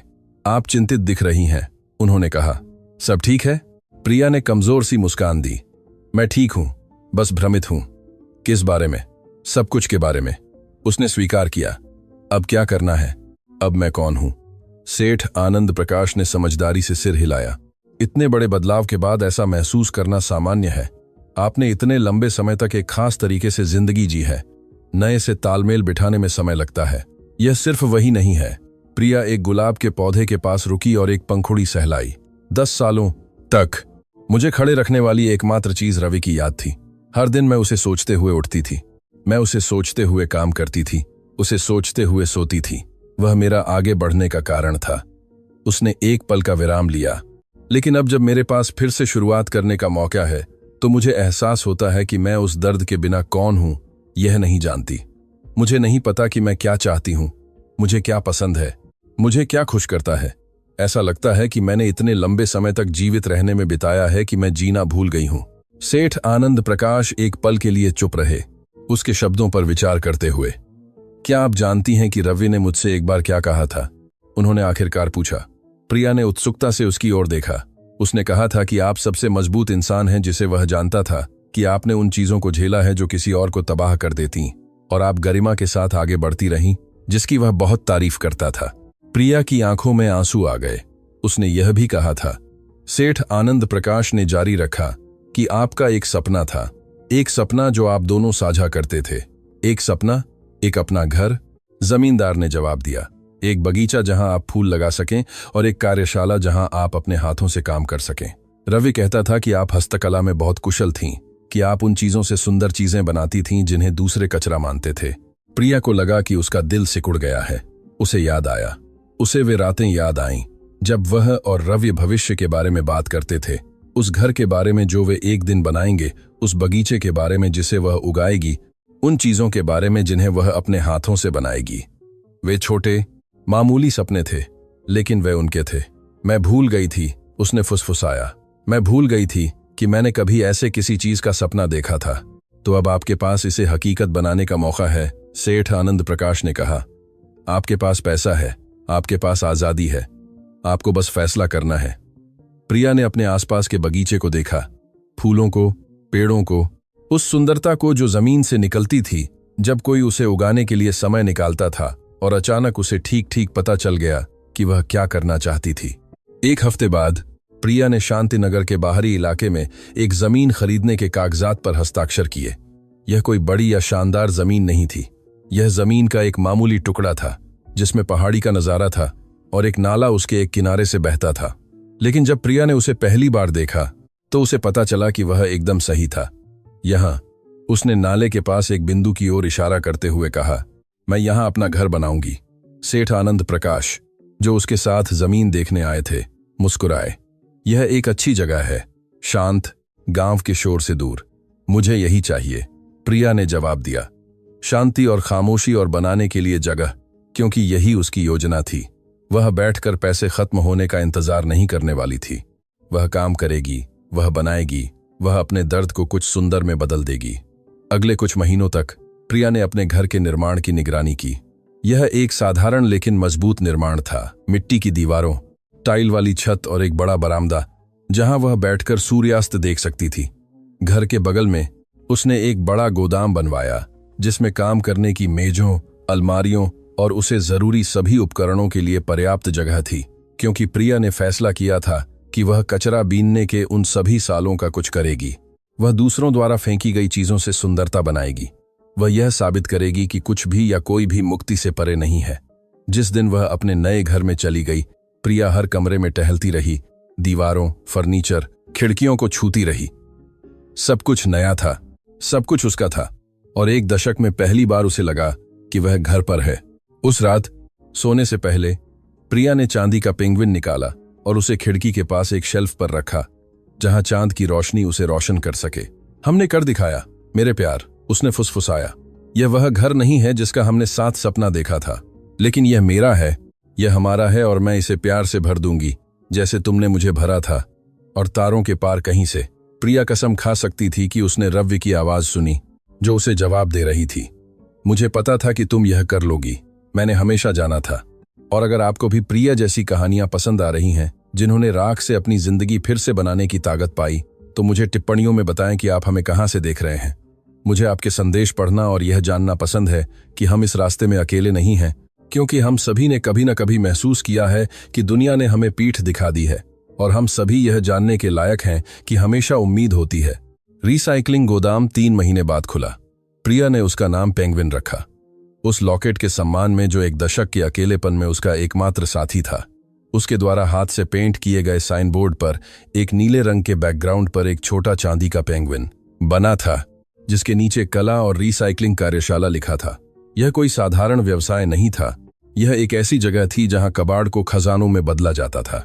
प्रिया ने महीनों तक हस्तकला की तकनीकें सीखने में, रिसाइकलिंग सामग्री को उपयोगी और सुंदर वस्तुओं में बदलने के तरीकों पर शोध करने में बिताए थे। कांच की बोतलों से बनी लैंप, लकड़ी के पैलेट से बने फर्नीचर, एल्यूमिनियम के डिब्बों से बने गहने, सभी रंगों के प्लास्टिक के ढक्कनों से बनी तस्वीरें। हर टुकड़ा अद्वितीय था, हर टुकड़ा एक कहानी कहता था, और हर टुकड़े में प्रिया की आत्मा का एक छोटा सा हिस्सा था। उद्घाटन के दिन सेठ आनंद प्रकाश पहले मेहमान थे जो पहुंचे। वह फूलों का गुलदस्ता और एक मुस्कान लाए थे जो उनके बूढ़े चेहरे को रोशन कर रही थी। रवि को बहुत गर्व होता, उन्होंने अपने आसपास देखते हुए कहा, यह ठीक वही है जो वह आपके लिए चाहते थे। प्रिया को लगा कि आंसू बहने वाले हैं, लेकिन उसने उन्हें रोक लिया। यह सब उनकी बदौलत है, उसने जवाब दिया। और आपकी बदौलत नहीं, सेठ आनंद प्रकाश ने सिर हिलाया। यह सब आपकी अपनी बदौलत है, आपकी ताकत, आपकी गरिमा, आपकी हार न मानने की इच्छा, तब भी जब सब कुछ खोया हुआ लग रहा था। इससे पहले कि प्रिया जवाब दे पाती और लोग आने लगे, उत्सुक पड़ोसी जो देखना चाहते थे कि पेंगुइन वाली पागल औरत ने अपने पैसे का क्या किया था। बाजार के व्यापारी जिन्हें उसे अपने कूड़ेदानों में कुछ ढूंढते हुए देखा था, बच्चे जिन्होंने कभी उस पर चिल्लाया था और अब उसे खुली आंखों से देख रहे थे, उसे पहचान नहीं पा रहे थे, क्योंकि प्रिया अब वही महिला नहीं लग रही थी। उसके बाल, जो पहले उलझे और गंदे थे, अब साफ और चमकदार थे, उसके कंधों पर गिर रहे थे। उसका चेहरा, हालांकि अभी भी सालों के दुख के निशान थे, एक ऐसी शांति दिखा रहा था जो पहले मौजूद नहीं थी। और उसकी आंखें, वे आंखें जो इतने लंबे समय से बुझी हुई थीं, अब एक आंतरिक प्रकाश से चमक रही थीं जिसे कोई नजरअंदाज नहीं कर सकता था। वह वही प्रिया थी, लेकिन वह पूरी तरह से एक नई महिला भी थी। उद्घाटन सफल रहा। लोगों ने प्रिया की कृतियों की तारीफ की, कीमतें पूछीं, ऑर्डर दिए। गांव के कई व्यापारियों ने अपनी दुकानों में उसके उत्पाद बेचने में रुचि व्यक्त की। क्षेत्रीय अखबार के एक पत्रकार ने तस्वीरें लीं और एक लेख लिखने का वादा किया। लेकिन सबसे महत्वपूर्ण बिक्री या प्रचार नहीं था, सबसे महत्वपूर्ण महिलाएं थीं। गांव की 5 महिलाएं, सभी कठिन परिस्थितियों में, आयोजन के दौरान प्रिया के पास आईं। एक 3 बच्चों वाली अकेली मां थी, दूसरी को उसके पति ने छोड़ दिया था, तीसरी ने अपनी नौकरी खो दी थी और उसे अपने परिवार का भरण पोषण करने का कोई तरीका नहीं मिल रहा था। सभी ने प्रिया की कहानी सुनी थी, सभी जानना चाहती थीं कि क्या कार्यशाला में काम था। प्रिया ने उन्हें एक एक करके देखा और उनकी आंखों में वही दर्द देखा जिसे वह भी जानती थी, निराशा, डर, एक ऐसी दुनिया में अदृश्य होने का एहसास जो पीड़ितों को देखने के लिए नहीं रुकती थी। और उसे ठीक ठीक पता चला कि उसे क्या करना था। सभी के लिए काम है, उसने कहा। मैं बड़ी तनख्वाह का वादा नहीं कर सकती, लेकिन मैं सम्मान, गरिमा और एक हुनर सीखने का मौका दे सकती हूं। अगर आप कड़ी मेहनत करने को तैयार हैं तो यहां आपकी जगह है। 5 महिलाओं ने बिना किसी हिचकिचाहट के स्वीकार कर लिया। और इस तरह कुछ ऐसा शुरू हुआ जिसकी प्रिया ने कभी योजना नहीं बनाई थी, लेकिन जो उसकी जिंदगी की सबसे महत्वपूर्ण विरासत बन जाएगा। कार्यशाला पेंगुइन सिर्फ एक व्यवसाय नहीं था, यह एक आश्रय था, एक ऐसी जगह जहां टूटी हुई महिलाएं खुद को फिर से बना सकती थीं, एक जगह जहां दर्द कला में बदल जाता था, एक जगह जहां कोई अदृश्य नहीं था। अगले कुछ महीने गहन काम के थे। प्रिया ने महिलाओं को वह सब कुछ सिखाया जो उसने सीखा था, और उन्होंने बदले में अपनी खुद की क्षमताओं और रचनात्मकता को जोड़ा। कार्यशाला बढ़ी, बिक्री बढ़ी और पेंगुइन की प्रतिष्ठा शांतिनगर से भी आगे फैल गई। शहर से पत्रकार रिपोर्ट करने आए। सामाजिक सहायता संगठनों ने कार्यशाला को प्रभाव वाले उद्यमशीलता के एक उदाहरण के रूप में उल्लेख किया। यहां तक कि राजधानी की कुछ हस्तकला दुकानों ने भी कार्यशाला की कृतियों को बेचना शुरू कर दिया। लेकिन प्रिया के लिए असली सफलता पैसे या पहचान में नहीं मापी जाती थी। यह उन महिलाओं की मुस्कानों में मापी जाती थी जो उसके साथ काम करती थीं, उन कहानियों में जो वे साथ बनाते समय साझा करती थीं, उनमें से हर एक में जो परिवर्तन वह देखती थी। दिन ब दिन, उद्घाटन के 1 साल बाद कार्यशाला में 15 महिलाएं कार्यरत थीं, सभी कठिन कहानियों के साथ, सभी रिसाइकलिंग डिब्बों और परिवर्तित बोतलों के बीच एक दूसरा मौका पा रही थीं। और प्रिया, वह महिला जिसे गांव पेंगुइन वाली पागल औरत कहता था, अब एक ऐसी बन गई थी जिसका हर कोई सम्मान करता था। इसलिए नहीं कि उसके पास पैसा था, इसलिए नहीं कि उसने अपने दिवंगत पति के परिवार के खिलाफ कानूनी लड़ाई जीती थी, बल्कि इसलिए कि उसने साबित कर दिया था कि गरिमा परिस्थितियों पर निर्भर नहीं करती है, कि दयालुता दुख से उत्पन्न हो सकती है, कि उम्मीद कभी नहीं मरती, भले ही कभी कभी सोई हुई लगे। देवकी देवी और उनके बेटों के खिलाफ मुकदमा सेठ आनंद प्रकाश की हवेली में मुलाकात के 6 महीने बाद चला। प्रिया गवाह के रूप में उपस्थित हुई, लेकिन अभियोक्ता के रूप में नहीं। सेठ आनंद प्रकाश ने आरोप लगाए थे और सभी आवश्यक सबूत पेश किए थे। मामला मजबूत था, अकाट्य था। देवकी देवी को धोखाधड़ी और दस्तावेजों की जालसाजी का दोषी पाया गया। उन्हें 3 साल जेल की सजा मिली। हालांकि उनकी उम्र और स्वास्थ्य की स्थिति के कारण उन्हें ज्यादातर घर पर नजरबंद रखा जाएगा। सुरेश और नरेश को भी ऐसी ही सजा मिली, साथ ही अतिरिक्त जुर्माने भी लगाए गए, जिससे वे लगभग बर्बाद हो गए। जब जज ने फैसला पढ़ा तो प्रिया ने उस परिवार को देखा जिसने उसे इतना नुकसान पहुंचाया था। देवकी देवी पीली पड़ गई थीं, बूढ़ी हो गई थीं, मानो कानूनी प्रक्रिया के महीनों ने उनकी बची हुई जिंदगी को खा लिया हो। उसके बगल में उसके बेटे उन अभिमानी पुरुषों की परछाई लग रहे थे जो सेठ आनंद प्रकाश की हवेली में घुसकर वह मांग रहे थे जो उनका नहीं था। और प्रिया को कोई संतुष्टि महसूस नहीं हुई, कोई जीत महसूस नहीं हुई, बस एक गहरी उदासी महसूस हुई। एक ऐसे परिवार के लिए उदासी जिसने प्यार पर लालच को चुना था, एक ऐसी मां के लिए उदासी जिसने अपने बेटे को खो दिया था, और उसकी याद का सम्मान करने के बजाय उसे झूठ और अपराधों से दागदार कर दिया था। उस सब के लिए उदासी जो हो सकता था और कभी नहीं हुआ। जब मुकदमा खत्म हुआ तो प्रिया देवकी देवी के पास चली।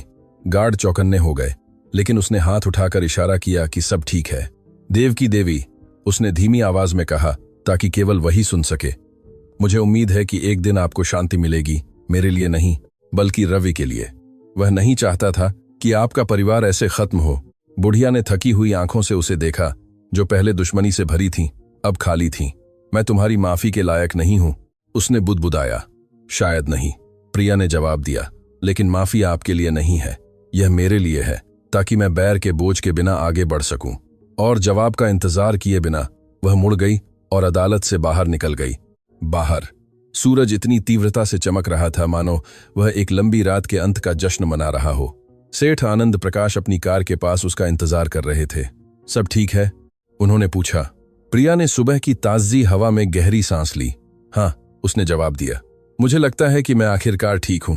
5 साल बाद प्रिया अपने घर के बरामदे में बैठकर सूर्यास्त देख रही थी। आकाश नारंगी और बैंगनी रंगों से रंगा हुआ था। वे रंग जो उसकी संपत्ति के पास बहने वाले शांत नाले के पानी में परिलक्षित हो रहे थे।